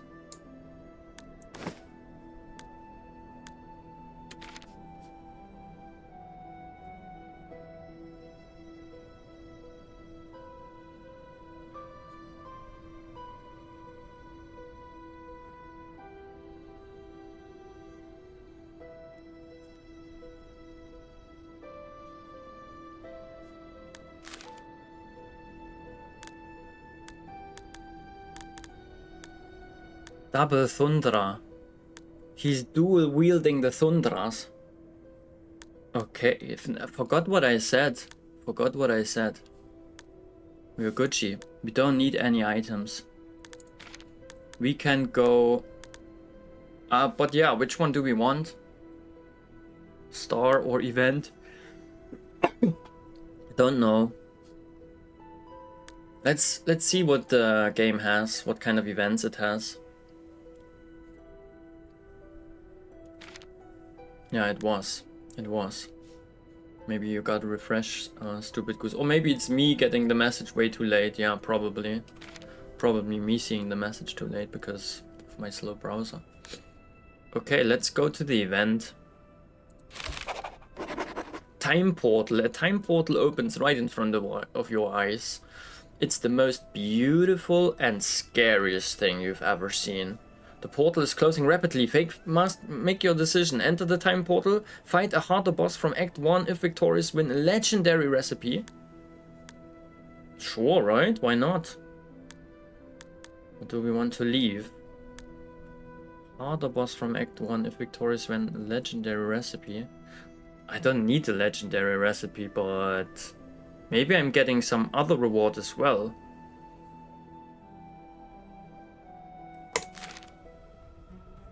Here we are. Here we are fighting a harder boss from Act 1. It's the Hydra. She has poison breath. Dealing 410 spell damage in a cone in front of him. And healing for the total damage dealt. Okay. So... you're spreading out. And the targeting mode is it's probably clever, right? Always targets the lowest hit point hero. Oh shit. That's nasty. That's nasty. Also, I think...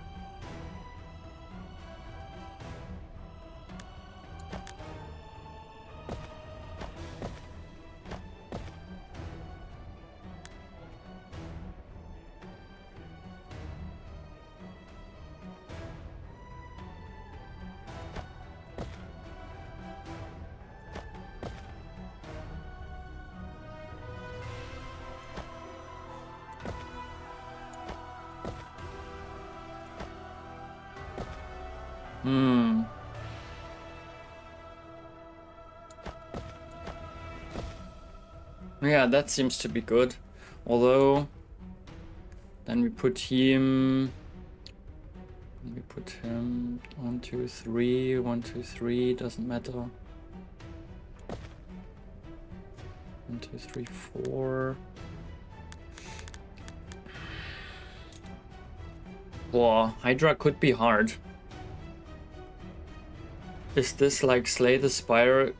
Yeah, kind of. Although it is not a deck builder. But it is an auto battler and it is roguelike. So it's roguelike auto battler. But you don't play cards. Boah. This fight is scary. It is tough, right? I hate. This is the tough part, right? Always targets the lowest hit point hero. And this is always bad because they kill your damage dealers, right? But I have no doubt that we win this. Let's go. Oh yeah, indeed, focusing our damage dealer. Oh gosh, already down. This is bad.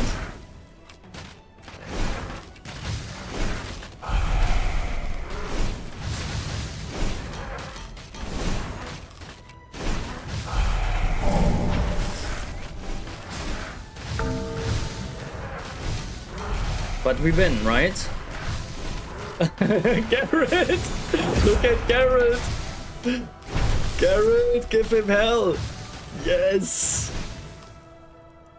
Oh gosh. Damage. Finish a fight with a hero having at least 1000 damage per second. Achievement for owning this dragon.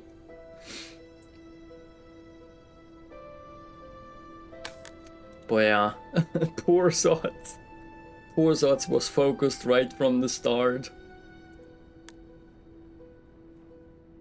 Oh my gosh, look at this. Garrett is our new damage dealer.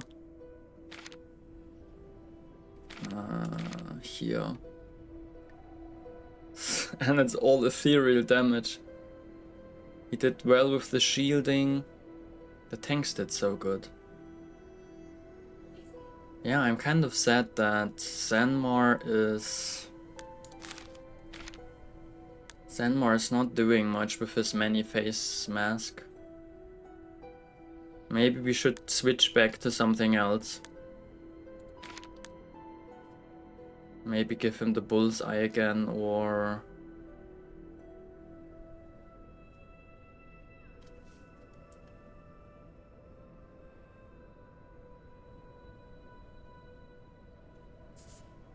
yeah, maybe bullseye is better.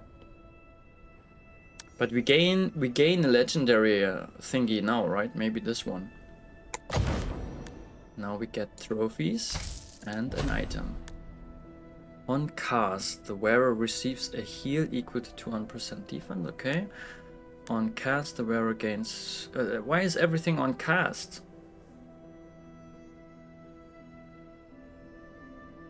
45% ethereal amplification. Stacks 3 times. At 3 stacks, the wearer gains 15% attack speed.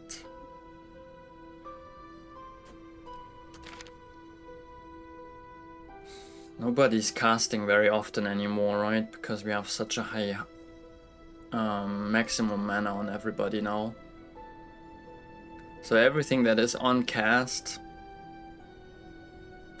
is not really for us.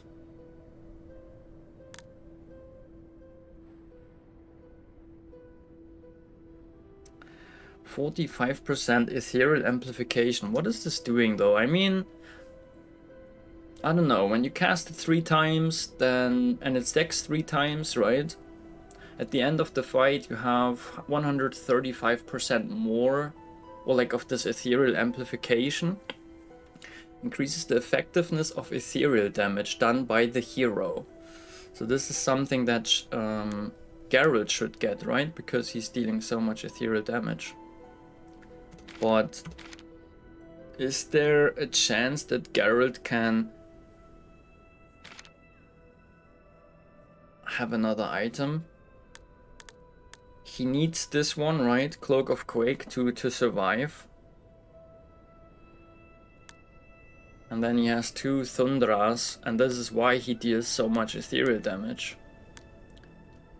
I don't know, without Cloak of the Quake, I think he's not gonna survive very long.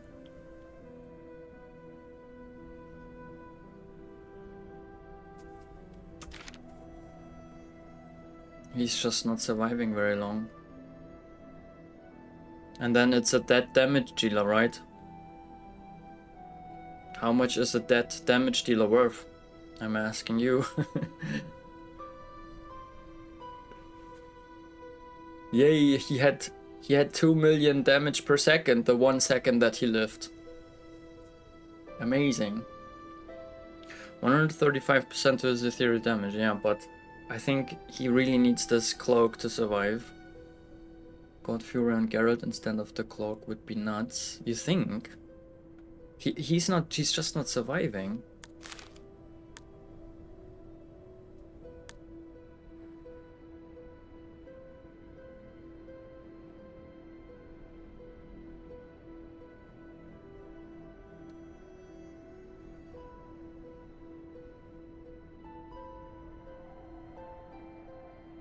He's not receiving any shield anymore.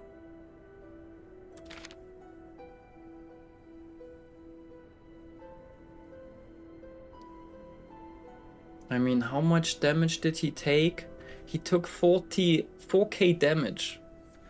And he has no shield anymore when we remove this item from him. So he will die. He will just die. Is there a relic, Stupid Goose, that gives you another item slot on one of the heroes? That would also be completely insane. Having 4 item slots.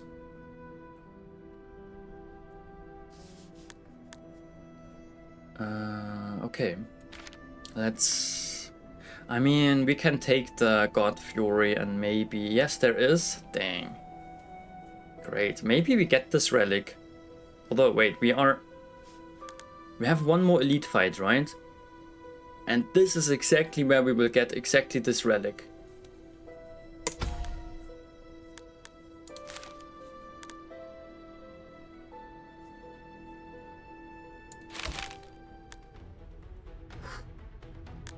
Yeah, I'm about to level somebody up. It's him, Geralt. Geralt deserves... but it would not be a passive. If we level him up, we get a passive. Sorry, Geralt. Sorry, Geralt, but the passive has priority.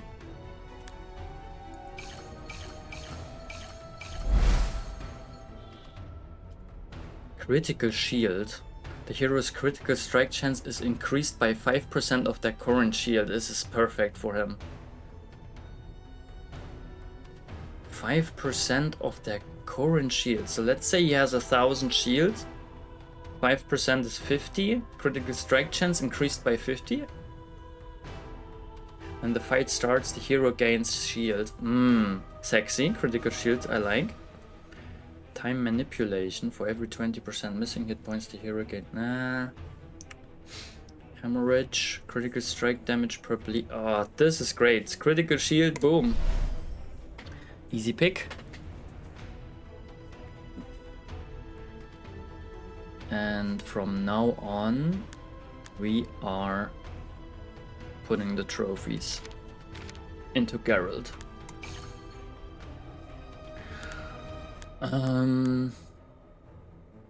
So let's see, what do they do? The Skeleton Titans. Oh wow, they have like a... Ooh. They are hitting everything on the battlefield, right? Huge area of effect. It's like a Nova. Hellquake. Spell damage to nearby heroes and gains 10% damage reduction. Okay. But it's not a lot, right? I think we will just put the damage dealers, the ranged damage dealers at least, in the middle. Geralt will fight here against this one guy. Let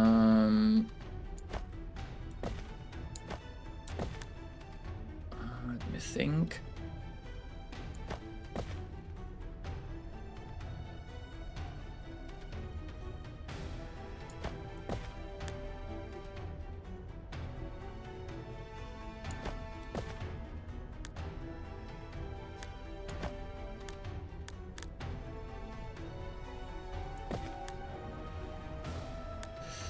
Yeah.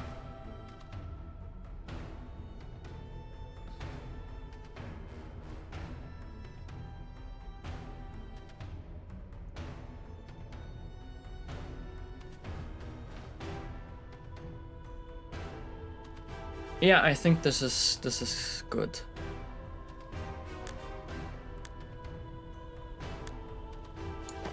I think this is going to work.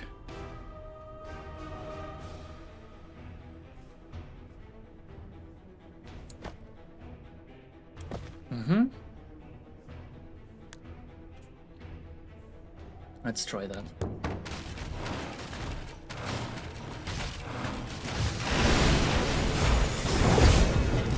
Nice. Nice, it's looking crazy good. Garrett. Garrett is just insane. Like, just hammering everybody down with 2 Thundras. Hey, look at this. Why is that? This time our ranger did better again with the DPS. Kind of unstable. There must be a synergy. Maybe we were just unlucky with the critical strikes or something. I don't know. I don't know what it was. But yeah, it was still was not a big deal, right? It was a clearly we were winning this. Scarlet on cast. Why? It really wants us to take this ethereal bow, right? We get it all the time. When fight starts, the wearer gains 60% and heals for a third of that amount. Ooh. Dark Knight armor.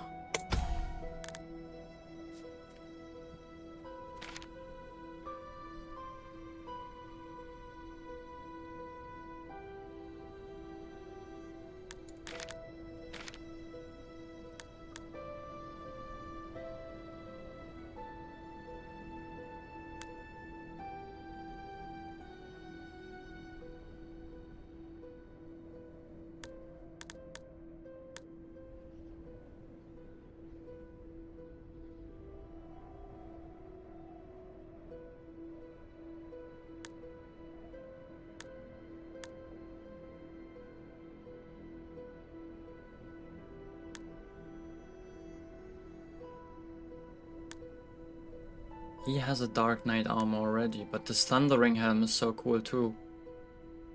Receives damage, right? This makes so much sense on him. Ethereal armor. Or deals to the target the max hit points. Yeah. This is also cool. Although, how much damage is he dealing with this? Ethereal armor we could probably replace to make him just more tanky. Can I have the review? Let's see. Yeah, it's some damage, but it's not much, right? I like how the damage distribution has changed though, right? Everybody's dealing some damage now. It's actually, I guess, a good thing. But yeah, I think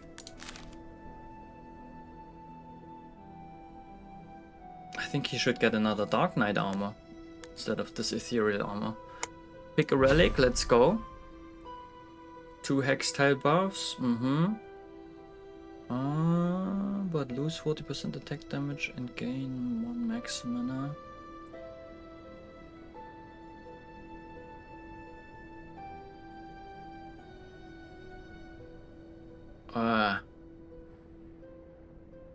Whenever mana regen generates mana, they have a 30% chance to generate an additional mana.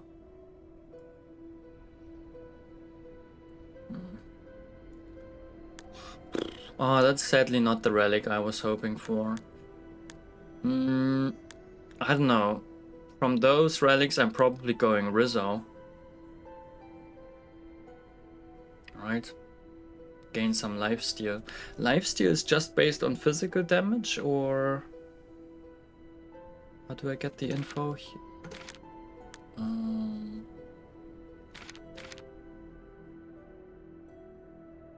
Yeah. Debuffs, items, preparation phase combat, damage types. Where would I find? Can I? Does it have a search function? Maybe here, right? Glossary. Lifesteal. Heals for a portion of the damage you dealt through attack damage. Okay. I think Rizzo is actually cool. It's good for the damage dealers, right? You try to put the damage dealers on it and then they are... Or also on the tanks. Survivability goes up.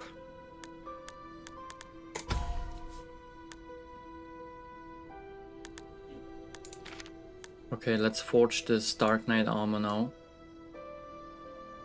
We cannot visit anything anymore, right? We are fighting the big boss now. Yes.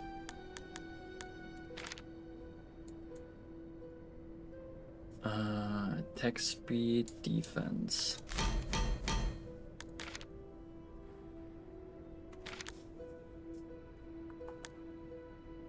Yeah, great.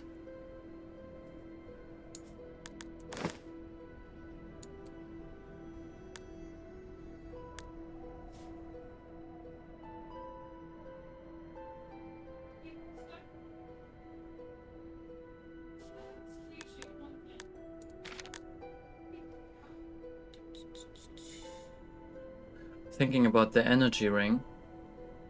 20 defense every time the wearer gets a shield. Max mana is increased by 1%. And the wearer gains 30% shield received, so... Nah. We're good. We're good. Let's fight the final boss. Oh my gosh. Ogoki, did I say hello? Ogoki, hello. It's the final countdown. Ooh. Here are the tiles. Okay, the smaller ones are so-called Xeka. And they have the Emerald Strike, which is similar to the Earthquake we've just seen. But poisonous, or how does it work? Just spell damage, it splits. Okay. And it heals. It heals them as well. Okay. Guess I'm trying to kill them for... Oh, wait. Oh, it's 3 different bosses, right? I thought maybe those 2 are smaller and this is the main one. But I think...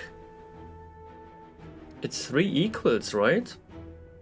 They all have different stuff, but... they have an equal amount of health and stuff.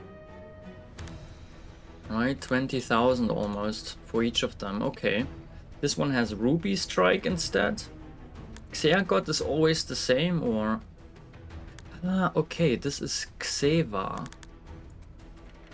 And this is Xena. And this is Xeka. Okay. Good, so this heals him. Xena, Xeka, and Xeba are the 3 Xea gods. Xea gods have unlimited range. Whenever a Xea god dies, they all die. Oh! Every 6 seconds, Xea gods get healed up to the Xea god with the highest hit points. Oh, fuck.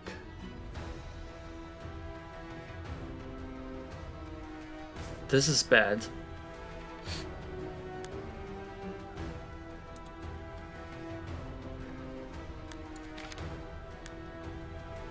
Heroes take 200% spell damage from the Xea god they are closest to.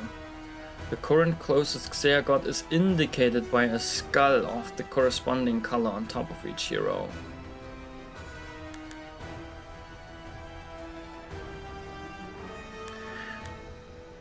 Okay. Yeah, got it. And... good, this is the Ruby Strike. It is also split between the heroes in the line. And Sapphire Strike is hitting the lowest hit point hero.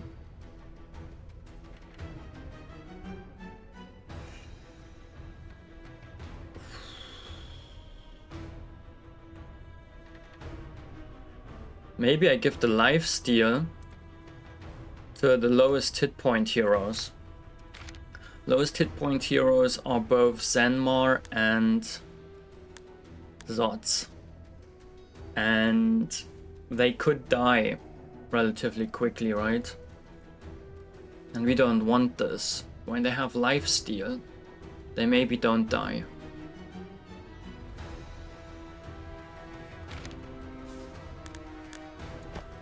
Let's put one of them here, one of them here. We want the wolf guy here.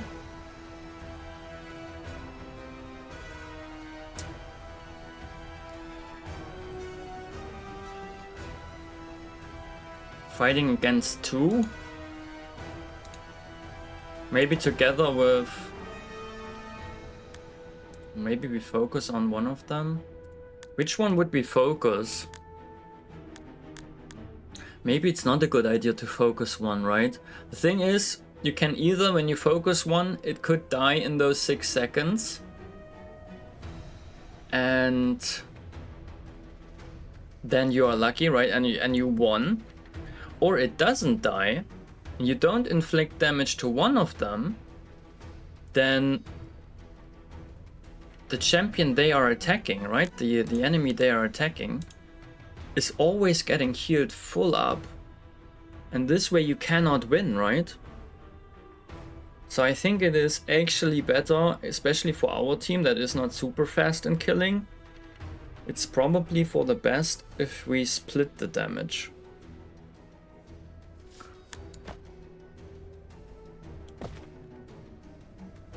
So Geralt has one guy, and the wolf dude has one guy. And those 3.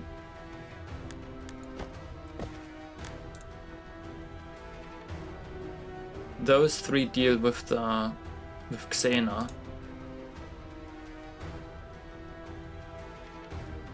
This would be my strategy. Be right back. Okay, what to say. But let me think about it one more second.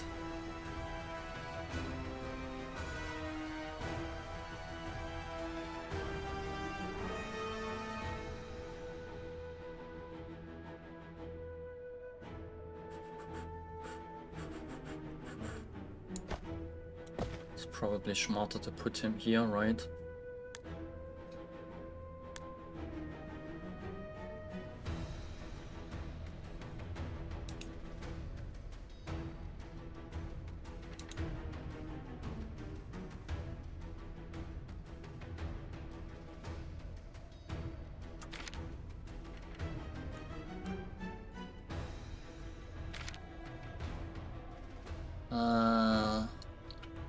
I think I'm gonna swap those 2 for better results.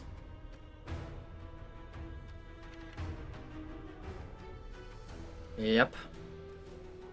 Yep.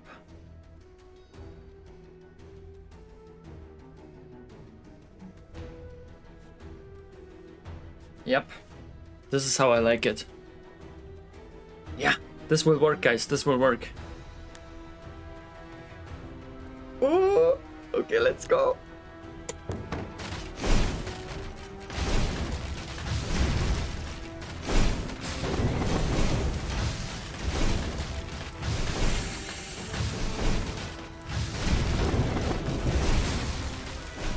It's working, guys. It's working. The strategy goes off. The strategy goes off. Oh my gosh, that was the big heal. This guy is the problem. Wait, what? How did we win? Huh? Who of them died?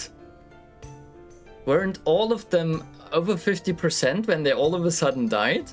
Did they also have like a timer? Are they also dying after some time? I haven't seen how they died. Which of them died? Did we have a huge crit or something? Dang, I would love to see the... Can you guys clip it? That would be great. If you guys could clip it. Just click the clip button. And then I can check the clip. Top 1 died. Progress 100%, difficulty novice, playtime only 7 minutes 18 seconds and 35 milliseconds. GG, world record time, stupid goose, you're right. Gold collected, more than anybody can carry. And more trophies than fit in anybody's fridge, where you typically store the trophies. Wow, 60 trophies. But we didn't reach 69, that's the only downside, but 69 flame restored. Nice. Flame spent 18. Flame spent for campfire 15. Rare items 4. Epic items 2. Legendary items 10. Relics 8. This is also fantastic. Total fights, elite fights, perfect fights, failed fights 0. Campfires visited 1, shops visited 4, events visited 2. And now, yeah, let's have a look at the fight recap. Dang. Look at Geralt again. When I picked Geralt, I was like, okay, he's not gonna do much, but I was viewing him as a support character, right? Because he's increasing everybody's critical strike chance. And now he became our damage dealer. And it is basically just because of his passive and the items that we gave him, right? So it's not a super complicated combo that we made there. But Geralt, we keep him in mind. Geralt is good. If I find him again in another run, I might pick him up. I think he's a great hero. Stolz, very decent. Probably still our MVP, right? Most valuable hero. MVH, most valuable hero, I guess. So like if we look at the entire run, like probably most damage dealt. Can you see how much damage, like over the entire run, how much damage they dealt? Total burn damage. Wait, what? We dealt so much burn damage? Burn? Huh? That can't be right.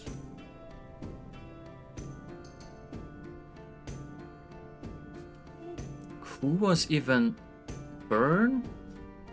Zenma was doing burn? Oh wow.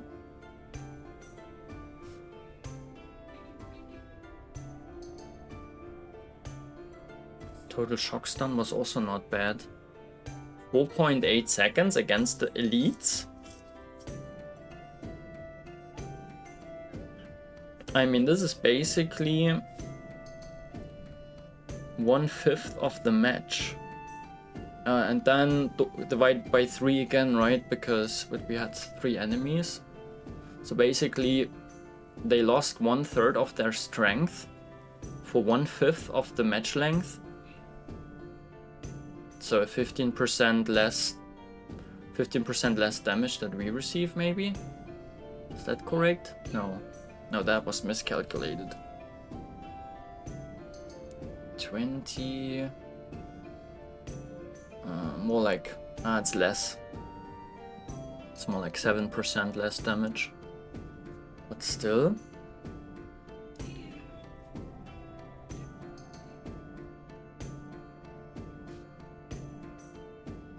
The shielding has just been insane. 3 tanks that were shielding themselves like crazy. And this guy is basically tank and damage dealer in one. Geralt is just crazy, nuts. Yeah, look at those relics. 3 times claw. Insane attack speed.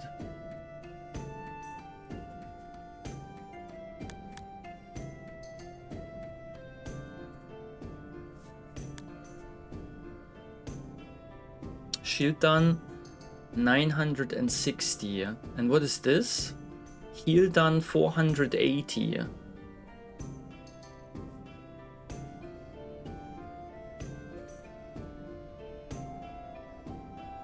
Clipped something. And from the clip, have you looked at it? Can you tell which one died? Otherwise, I don't want to look at it now, but I will look at it after stream. It was like, I thought everybody has still like 50% hit points, all of the Xeas, and all of a sudden the fight was over. I was super surprised. I don't know, maybe there was an insane crit going on or something. Or maybe I was just... Look at the damage. Orion, 55 damage per second, GG. But he tanked like a pro. I mean, look at the total healing. He was still... Wait, this is 4,800 and this is... Yeah, they both together were the main tanks.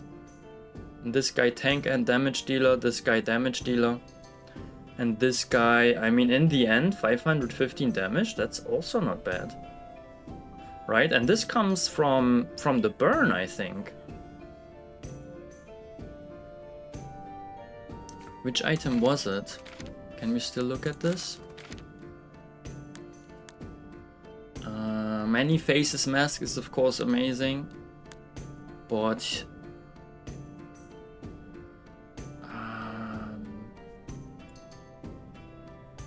here, this one, the passive, Fire and Ice. This is just a very good passive, right? Every second attack inflicts burn or frost at random to all enemies. But yeah, the strategy worked so well, right? Our damage dealers were not receiving a lot of damage. I mean, they received a lot of damage, I bet. Let's see how much damage they took.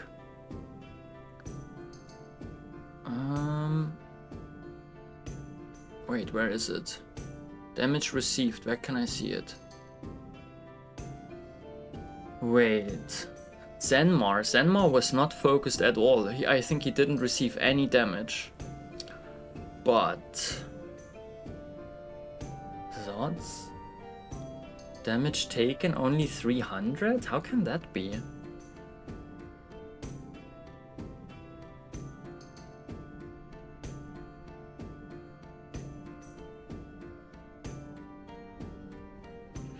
Maybe they were just stunning their...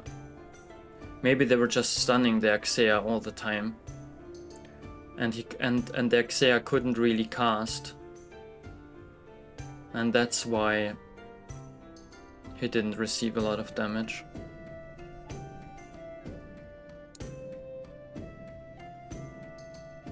Look at this. 6.8 second stun. Ah, this is additional stun, right?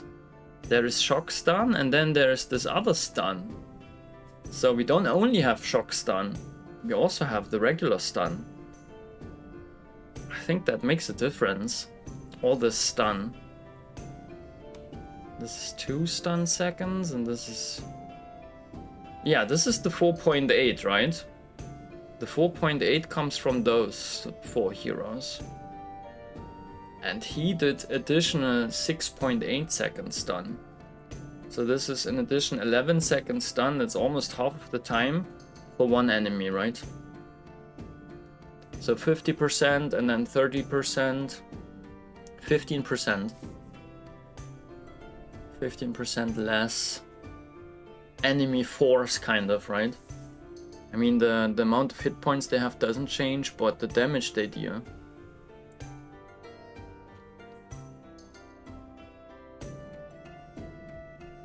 Lower left died. Wait, what? Whirly? Hello, welcome back, Whirly. Good to see you. The lower left died. What do you mean?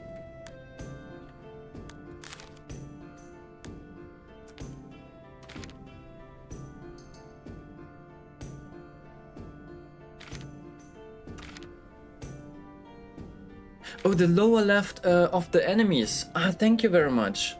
The lower left Xea, this was, I think, Xeka, right? Xeka died. So the kill went to... I think Geralt, right? Geralt was... Which makes sense, because Geralt is our damage dealer.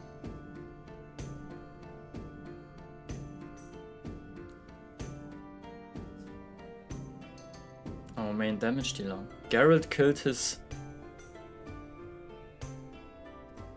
Xeka god. Ah yeah, thank you very much. The top one would have been dead like 2 seconds after. Great, it was great. And now we see what we unlock.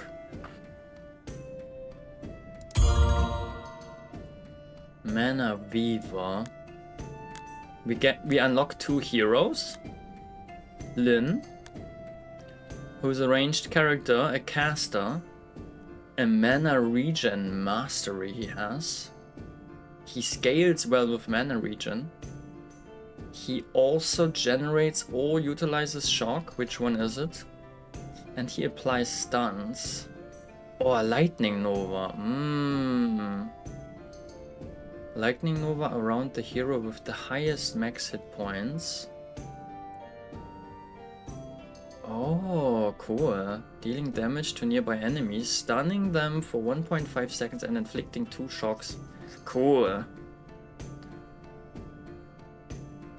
Astro Staff. Every 4 seconds the hero deals spell damage to its target and nearby enemies equal to 12 times mana regen.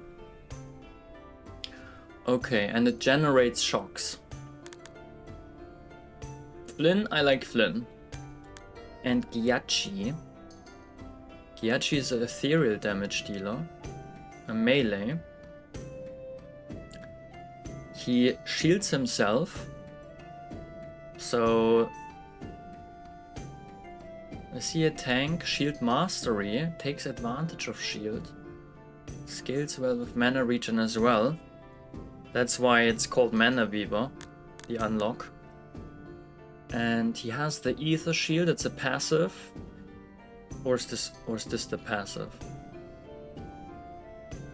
This is the passive. Mana Shield. Whenever mana regen generates mana, the hero gains more shield. Oh no, more shield received. Caps at 45% shield received. Additionally, the hero's hit point is consumed before their shield, unless they are below 25% hit points.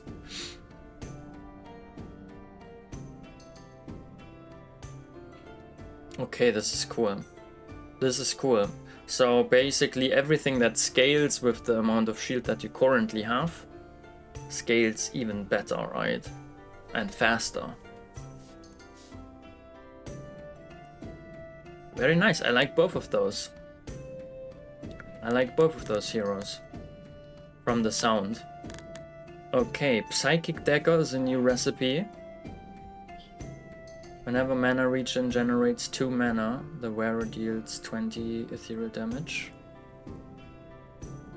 Okay. I think I'm just quickly going through them, and then when we see them in the run, right? When we actually see them in the run, then we read through this stuff. Doesn't make sense to look at them now. But they're all based on mana regen, right? You can see that. Mana Weaver. And this is what? Is this a passive? Every 5 mana regenerated with mana regen by the team deals spell damage. Lux. Portal Master. Whenever hero gets below 50% hit points, the mana regen gets tripled. This is great. And Concealed. For every 600 shield done, all heroes gain 1 mana regen. Okay, cool. New challenge unlocked, Wild Flame Megalodon.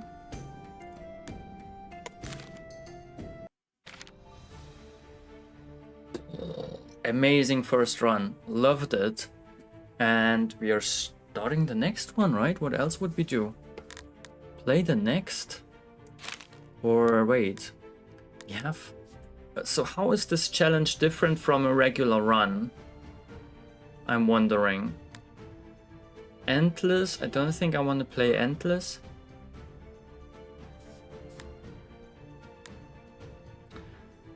I want to succeed in the end. I mean, we can play another difficulty, right? An Ascension. Ascend higher. Challenge. Yeah, I wonder how a challenge is different. I appreciate you guys looking into the clip, right? Making the clip, Lil Tricks, thank you, and looking into it, telling me which one died. Thank you very much, right? Challenge. I mean, I can just click it and then I can go back, right? Wild Flame. Challenge. Heroes gain 100% critical strike chance. Omni crit and max mana is reduced by 50%. Oh, so they cast more often. Enemies have 200% max hit points. Not plus 200, 200. So basically twice the health. And 100% max hit points per act. Oh. So it is 300% max hit points in the first act, 400% in the 400% in the second, and 500% in the last act. Difficulty impossible? What?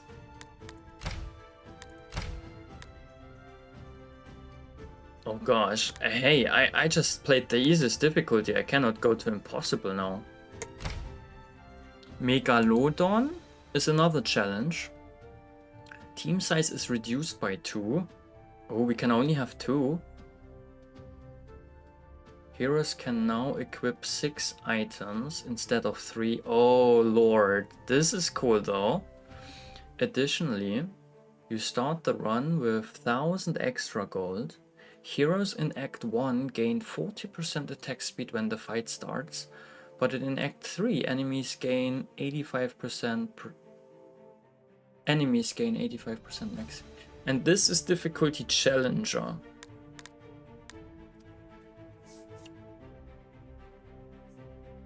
Impossible, like it sounds, is the hardest difficulty. Yeah, so this is nothing we would do now.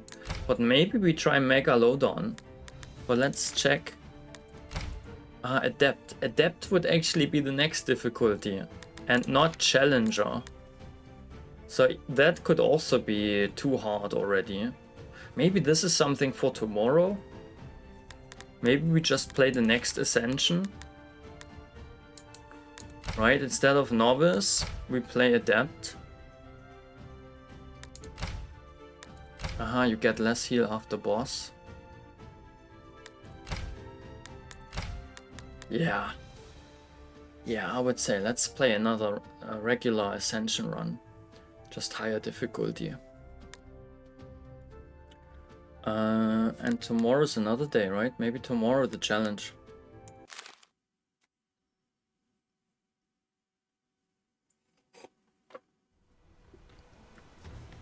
Ooh, hey, do we have more heroes to pick from? Nice, Flynn is one of them.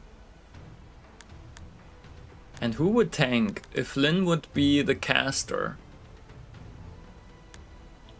Who would tank? Winrek. Winrek has the best background color, right? Maybe we pick him, but he's a melee, yes. He's an ethereal damage dealer. But also a physical damage dealer. So it doesn't look like he is a typical tank.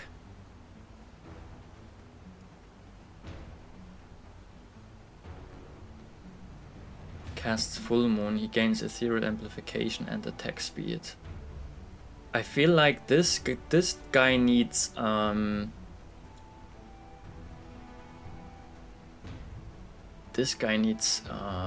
Leech. That's my feeling. Tank. This would be the tank. But what does he do? He gains defense, which scales with summons. Glacial Strike. Here's a Glacial Strike, dealing damage to nearby enemies and taunting her current target. Yeah, that's nice. Glacial Strike also scales with defense, dealing 1% additional damage per 2 bonus defense. On cast, She gains 1 defense for every stack of frost on the enemy that has the most frost. Okay. Eva. Eva also looks kind of cool.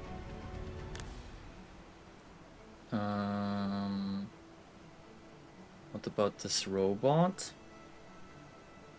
He's protecting the target through the party through self-healing. Physical damage dealer, self-shielder. And the hero gets or is below 50% access point, they gain a shield equal to 15% of that. Okay, cooldown 10 seconds. Not an amazing passive, I would say. Goes into super mode, increasing its lifesteal and attack speed. And taunting. Yeah, I'm not convinced by the robot. Korra? Melee support. Providing support for the party. Generally, spell power and mana regen are great on supports.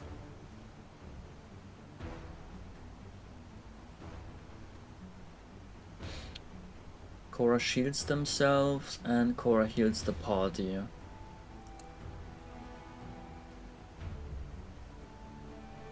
A bullet storm.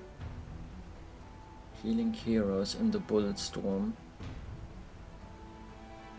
Okay.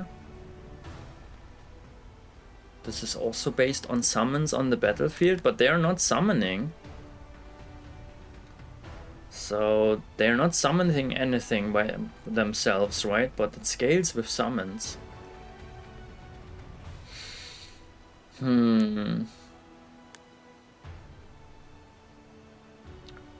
Pyro.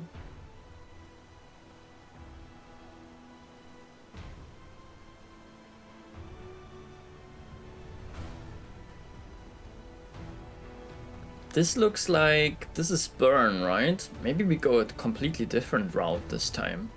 Maybe we try to make a burn build. Burn debuff generates or utilizes burns on enemies, right? Every attack the hero gains 2 attack damage. At 15 stacks the hero also gains lifesteal.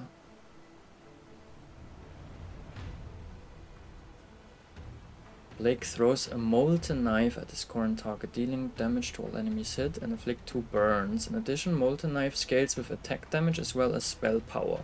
Molten knife's animation scales with attack speed.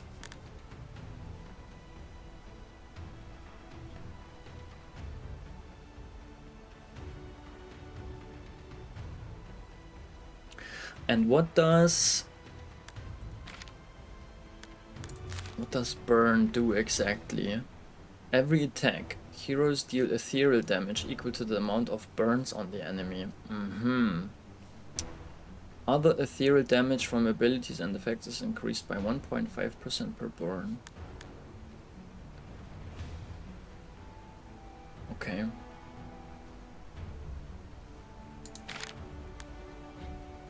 Eva's pretty good tank. Could start with double burn. Yeah, right. Exactly. That was the basically alternative, right? So one thing I would do is it would probably be nice, Eva and Flynn, but then we would play Shock again, right? And I don't want to play the same as last time. I mean, different heroes, yes, but I would try to probably stack up Shocks again, right? This time we try Flame. So it'll be Pyro and Blake. Have an additional action at the campfire. Stinky Fish gains 6 flame after each fight. At the start of the fight, you either gain Happy Fish or Angry Fish. But this first part is already super nice, right? After each fight, we get some flame. Depending on your current flame, when missing less than 30, all heroes receive the Happy Fish buff. 20% more attack speed. When missing... Wait. When missing less than 30... when missing 30 or more, all heroes receive the angry fish debuff, and this is 10% less attack speed. Okay, I think stinky fish is great. We just have to try to keep the flame above 60. But it's not so hard since we gain 6 after each fight, right? Stinky fish is kind of sexy. It shouldn't be, right? It shouldn't be. Stinky fish shouldn't be sexy, but it is. Magic marbles. When you obtain a rare recipe, there is a 25% chance that it gets upgraded to an epic recipe. The shop no longer offers epic recipes. They are replaced by rare recipes.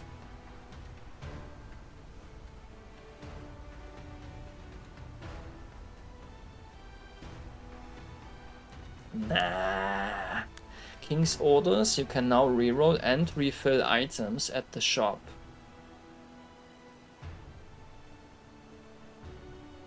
For 50 gold. Marbles are great, you say? Firewood means you have to use more campfires. Yeah. Yeah, firewood is not so sexy. I think stinky fish is quite sexy. Marbles. And King's orders. King's orders could be nice. But it's not as good as stinky fish. Let's go stinky fish.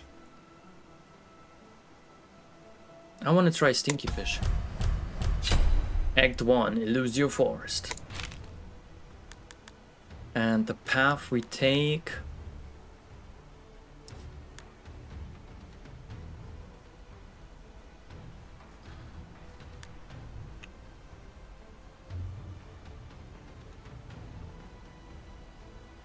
The path we take will be this one.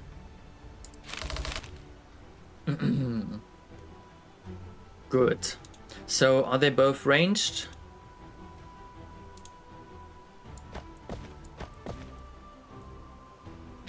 Can I see this? They are both ranged, yes.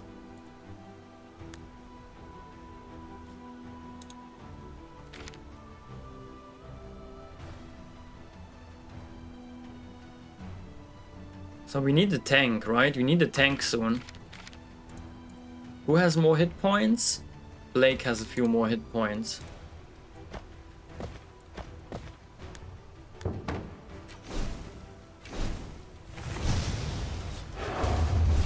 Nice. What the fuck? Ah yeah, because of stinky fish I get 6 flame. Right, which I don't need because I didn't lose any, but yeah. And I get happy fish. So next combat, right, we already benefit from this relic, and we get 20% attack speed on everybody. This is pretty nice. Recruit a hero. Oh, Okkar. We could have Okkar again.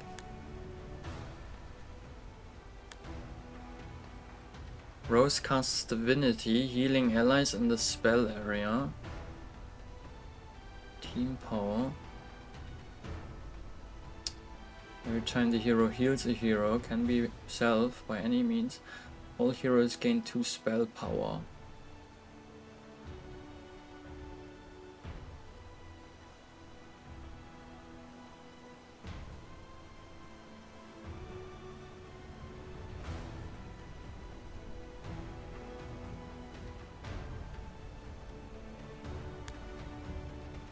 Nox specializes in dealing physical damage.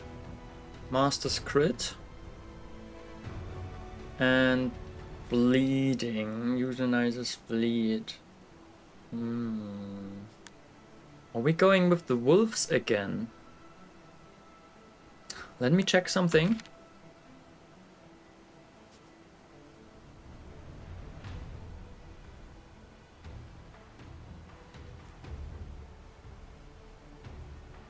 Lifesteal.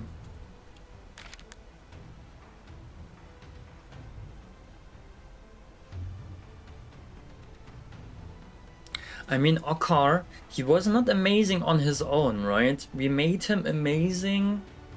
He became amazing because of his passives and the items we gave him. But he could definitely tank. He could definitely tank for us. But for some reason I'm thinking Rose would be a good addition.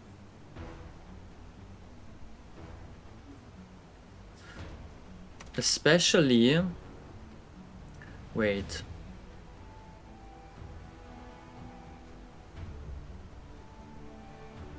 I mean, this one scales with spell power. And this hero scales with spell power, and she is able to give everybody spell power when healing. And she's healing, which is nice on its own. I'm thinking maybe we pick Rose. Rose is very good, Stupid Goose says, so that seals it. That seals it. Now we pick an item for them.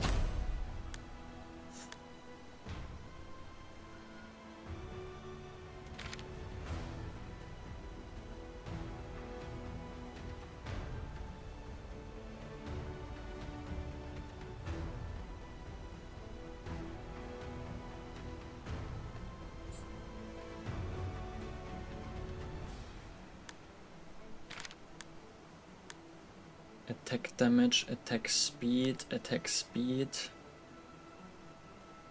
I guess it's attack speed. And mana regen for our casters. 42 attack damage. No, it's mana regen. Let's see who gets which item.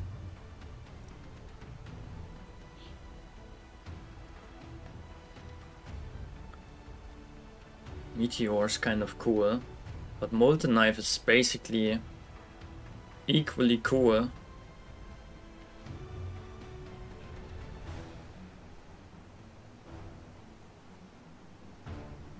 Animation scales with attack speed. Inflicting burns. Also look at the minimum mana, right?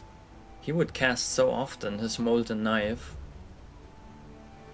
Pyro casts Flaming Meteor, dealing damage to enemies hit. In addition, on cast, Pyro gains 3 spell power for every stack of burn on the enemy. See?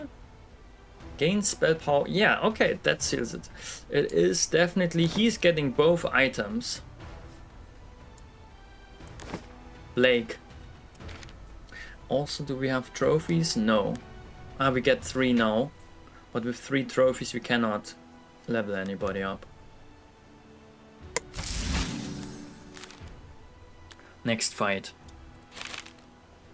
Oh, it's the Spooder, but also, wait, also a little oozy guy. A big oozy guy actually. It's not so big though. Summons a slime that has 33% of its max hit points and 50% of its attack damage. The slime has no ability. Okay. Just a little slime companion. And the Spooder was dealing some damage. Okay.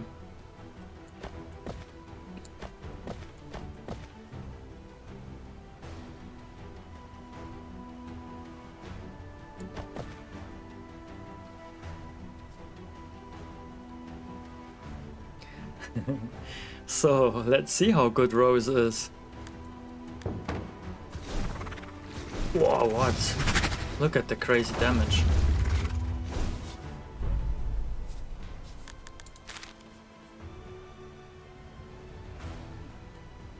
Okay, Pyro. Although he didn't receive the items, still really good damage. And she already did some healing. Good. Team spell power increased by 6. That was a quick fight. Okay, another hero. Let's go. Come on, I want heroes that burn. Or we finally have a tank, but they are all ranged. Can you be a ranged tank? Is that possible? Shock debuff, lightning spear, giant potion. James, let's not talk about James. And Azar. Looks like we are picking Azar for now. He's a caster, right? So he scales with the additional spell power. And I mean, at least he shields himself, so maybe he can tank for our team. Takes advantage of shields, right? Maybe he's a really good addition. He has this eternal shield. So every 4 attacks, he would lose hit points, but gain a shield. He also starts with a shield, and he has shield strike. So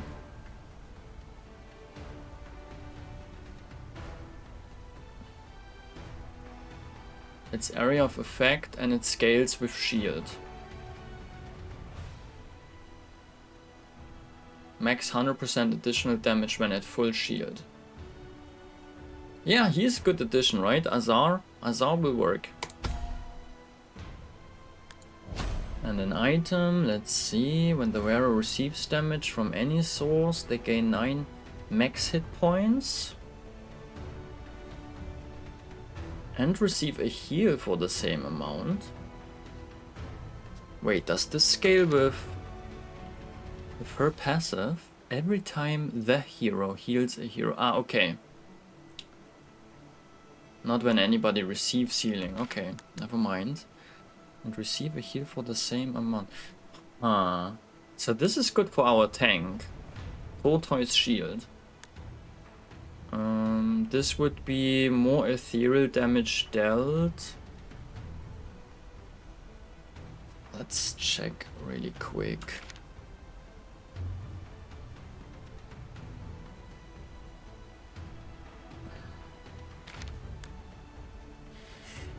Don't know about that. And Living Aches, 10% critical strike chance. The wearer gains 30% attack speed and 30% lifesteal for 10 seconds.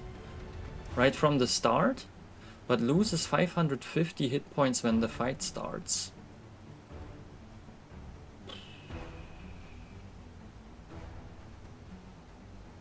Let's have a look again.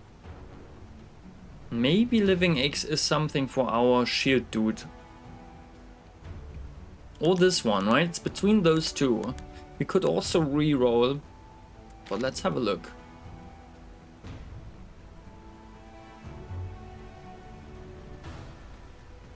Minus 550. This is removing the half of the hit points.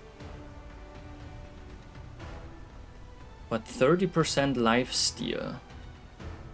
And lifesteal was based on...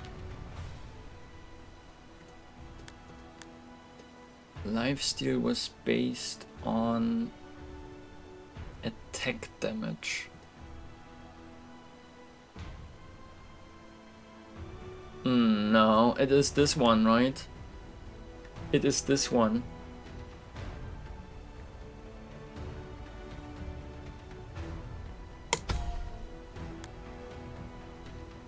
And can we already forge something? Yes, right?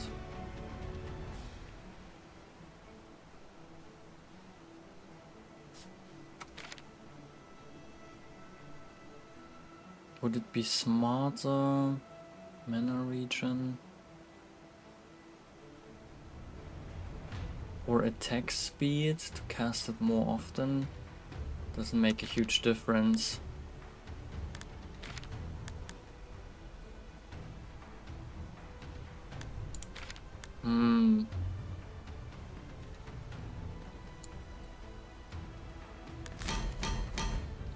Let's do it this way. So, our new tank. Welcome to the team. What is your name? Azar. Azar is basically one of those from the game we played, guys. The Outer Worlds. The Outer Wilds? The Outer Wilds. Outer Wilds, the owl guys.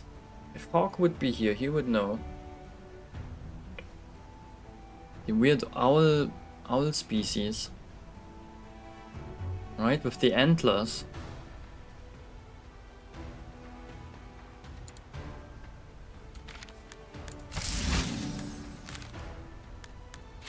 Next fight. So, Tanky Boy here. What are you guys doing? Damage reduction. Yeah, maybe we split them up.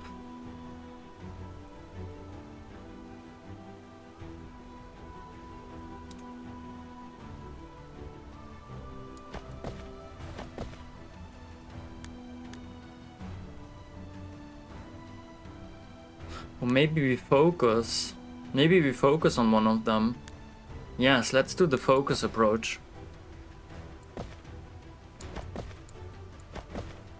I mean, they're not dealing area of effect or anything, right?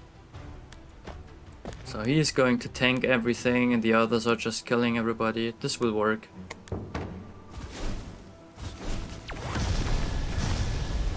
Oh, fuck, that was so fast. Awesome.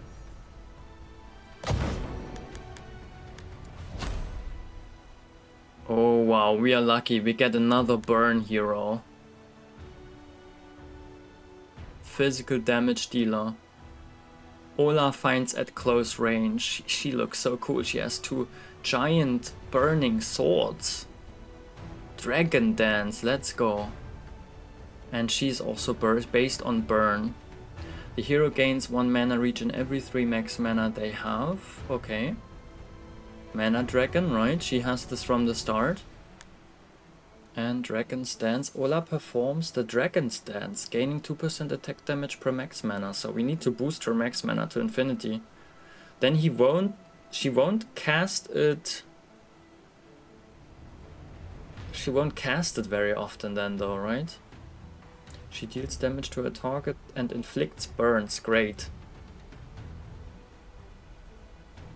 Wait, per max mana?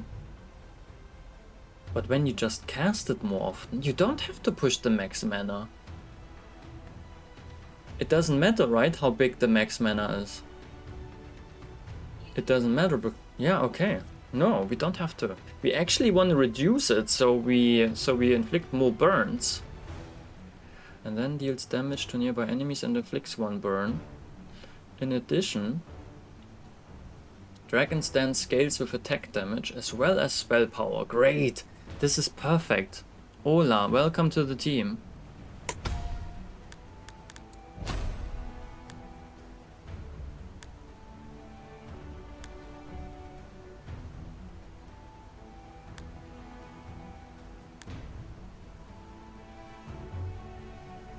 Attack speed is always great, right? But this is mana regen.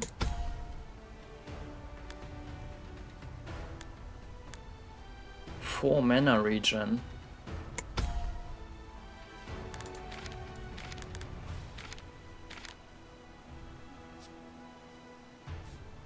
Ola, you getting this stuff. Good. I can see ourselves building a huge amount of burn.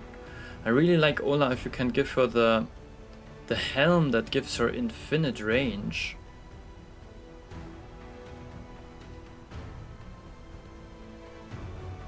And then she's a ranged hero all of a sudden. Fight recap, by the way. Everybody doing good, right? Rose is not amazing yet, but she's not leveled up, she has no items, nothing.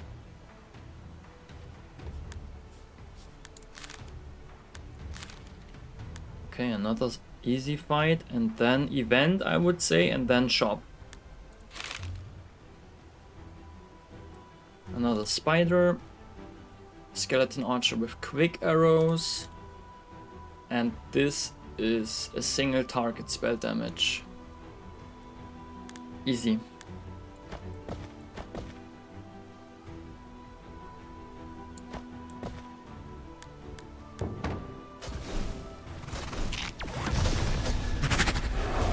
burn in hell. Wow, our tank is going down. What the fuck? Shit. Our tank is not tanking, guys. Tank is not tanking. You know what? I think I'm putting this item on Ola.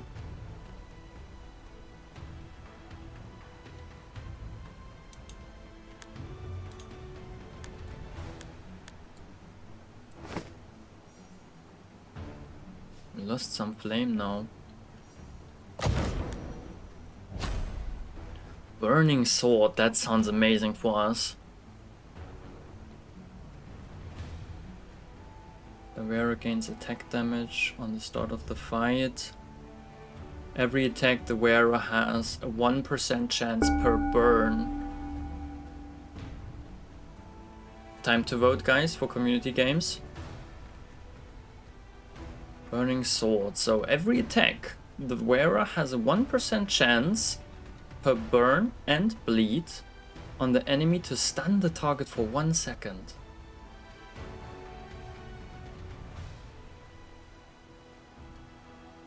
Oh, that's great. That's great. Let's forge this.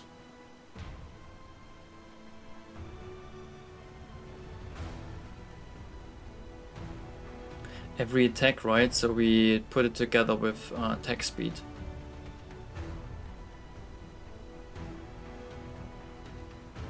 Although...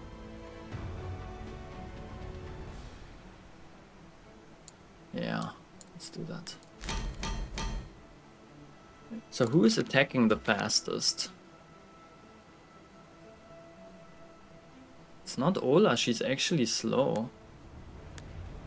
Because she got this one, yeah, we are removing this from her. Good.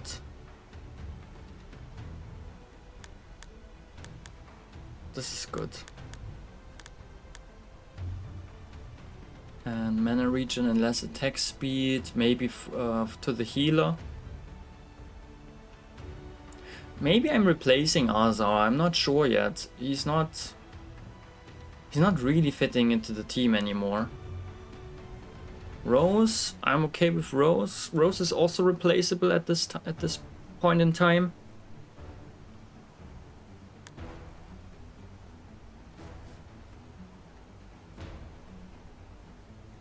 Mana regen, let's have a look. Who dealt the most damage? It was Blake.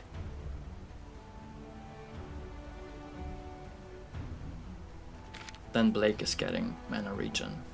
Wait, it was physical damage though.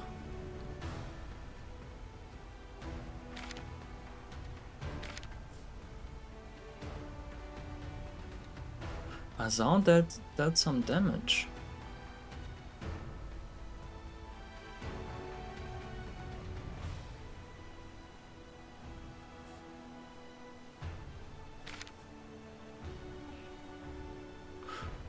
Let's see how this goes. Let's just try it. Good. The good thing is, right, because of the fish thing, we are getting those 6 flame that we lost. We are getting it back now, and we are at full flame again. Pretty cool.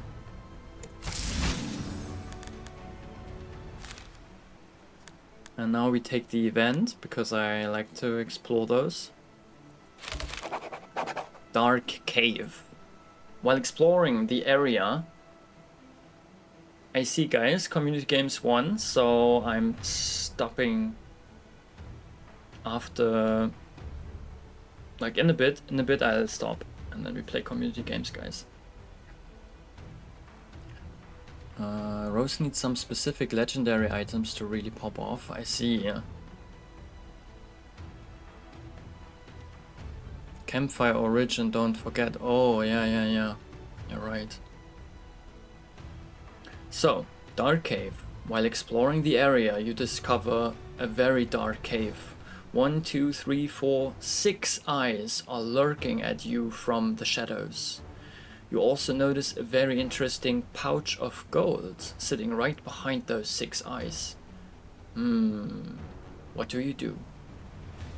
fight, if victorious, gain 12 additional, wow, 15 in total trophies, right? And 130 gold. Or juke, dodge, juke again, steal and run, and you just get the 130 gold and you flee. So this one has no risk. You just gain 130 gold, but you can have 15 trophies, but we have to kill 3 opponents probably, right? Or maybe the 6 eyes are actually from 1 spider. It could be 1 big spider, right? Spiders have 6 eyes. Oh, do they have 8? No, I think 6. Yeah, let's see. We can probably do it, right? We can probably pull this off. No, it's 3 opponents. Okay. This time Ola is gonna tank. This guy is just sitting there and doing nothing. Dealing some damage, right?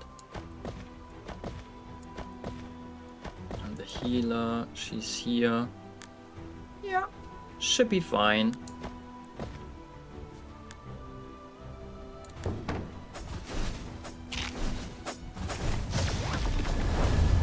Heal harder! Oh no! Dang, how tough is this bet? Dang!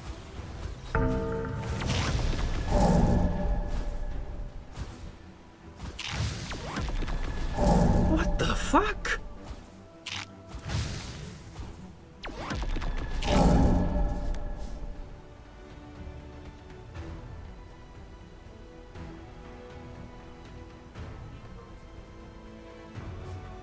What the heck was going on with this bet? It was unkillable. Maybe I should have looked at them first, right? This time I forgot to check their abilities. I was like, yeah, easy. Should have checked what the abilities are. I thought I've seen this bet before and it's just a regular bet, but I think it was not a regular bet. It was a special kind of bet. Pick an item. Runic shield.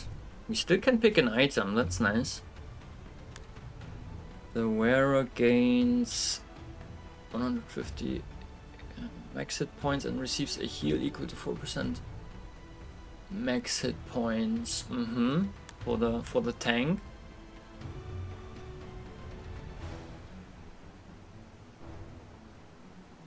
And the wearer receives damage. They gain 1 attack damage and 1 spell power. Not bad. Let go of this. Apparently we are not tanky enough.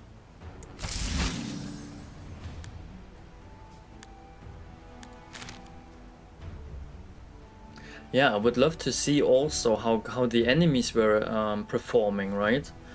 The fight recap should also include the enemies, so we can see how much they were shielding and healing and dealing damage, what kind of damage they dealt. So you could learn more about your opponents and not just about your heroes. That would be a nice addition, right? Proceed. Let's go to the shop and then we play community games, guys.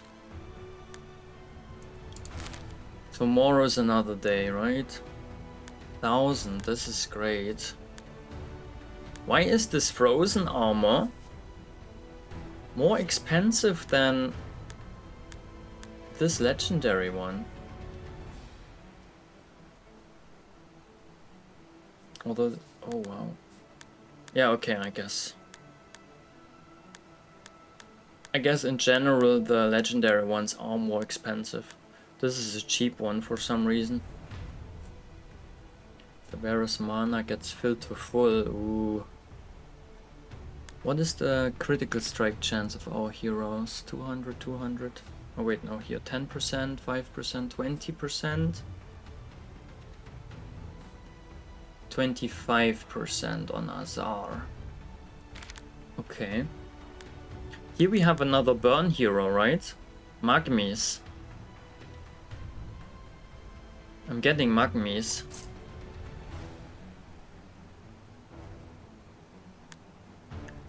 When the wearer receives damage from any source, they have a 60% chance to inflict frost to all enemies.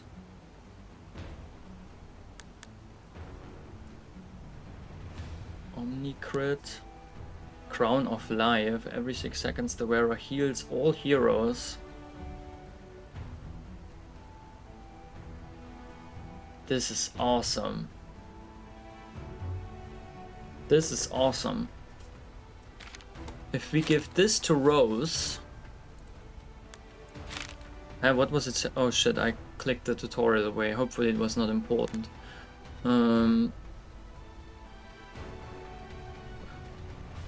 Every time the hero heals a hero, right? So we would give her an item which makes her heal, and her passive would trigger more often. And all heroes would gain more spell power. Right?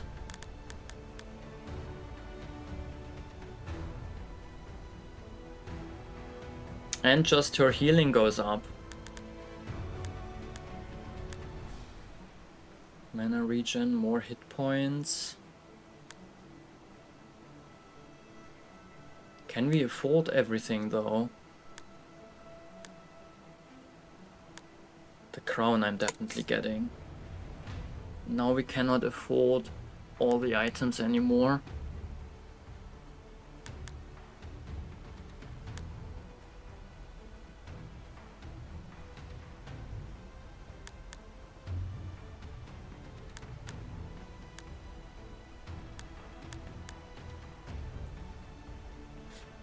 Master's Cloak.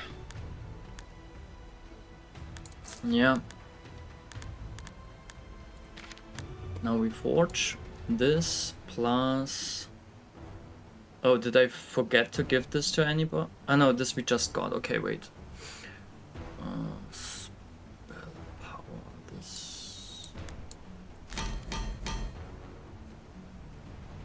And then the runic shield and this.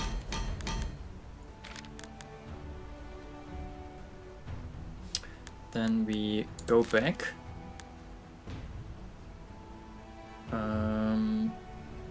And then I just give them the items, right? So she gets the Crown of Life, and the runic shield goes to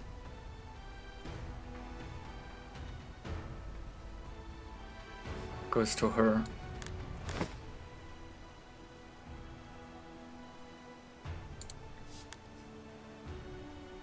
And then we swap Azar. Basically next fight. Oh come on, let's do this one elite. This one elite we fight, because otherwise I'm probably forgetting to swap the heroes. So we fight this one elite and then we play community games. Max hit points plus crown. Did I do this?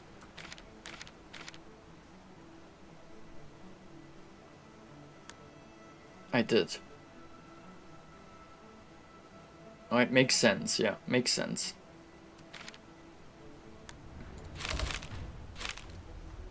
Advanced tooltips while hovering over any press tab. Yeah.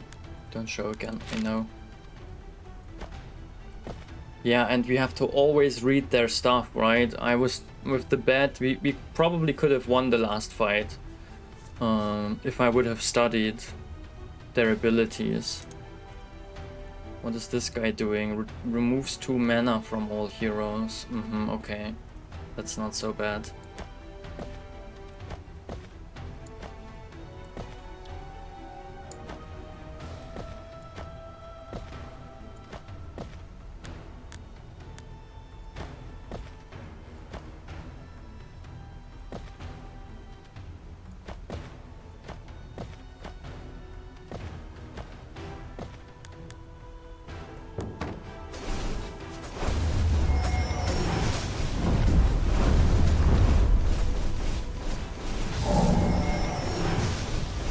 Yeah, you can tell that it is a harder difficulty, right?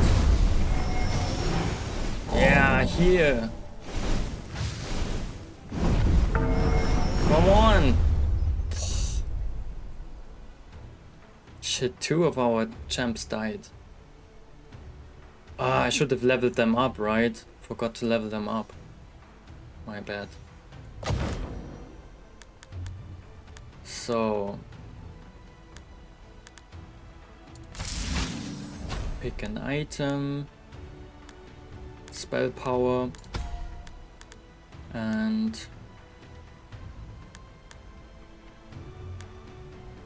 spell power. Pick a relic. Magic steel.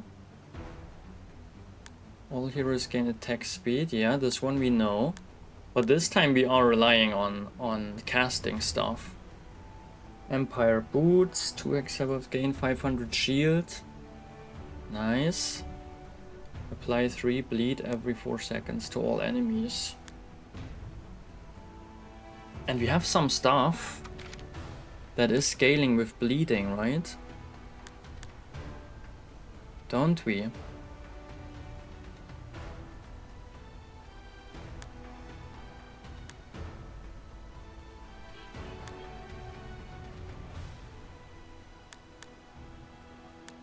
Yeah, maybe not this one. Every attack the wearer has a 1% chance per burn and bleed on the enemy to stun the target. But should be because of this? Every 4 seconds.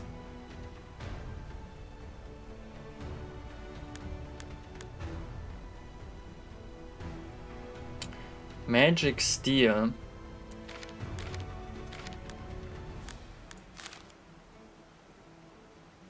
Magic steel, where is it? Heals for a portion of the damage you deal through spell damage and ethereal damage.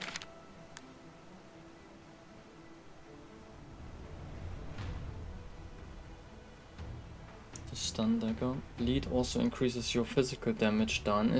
And do you think this is necessary to increase the physical damage dealt?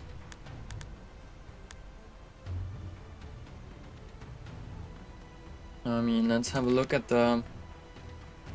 it's like, yeah, the spell damage is getting more and more, right? And the physical damage is getting less and less.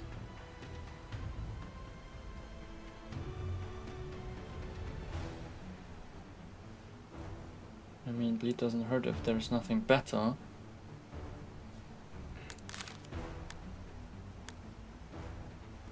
This is the question, right? If anything is better. But yeah, I'm okay. Let's try bleed orb. Maybe we can stack up even more bleed over time. Okay, but now we're Gucci, right? Leveling with the trophies we do next stream, which is tomorrow.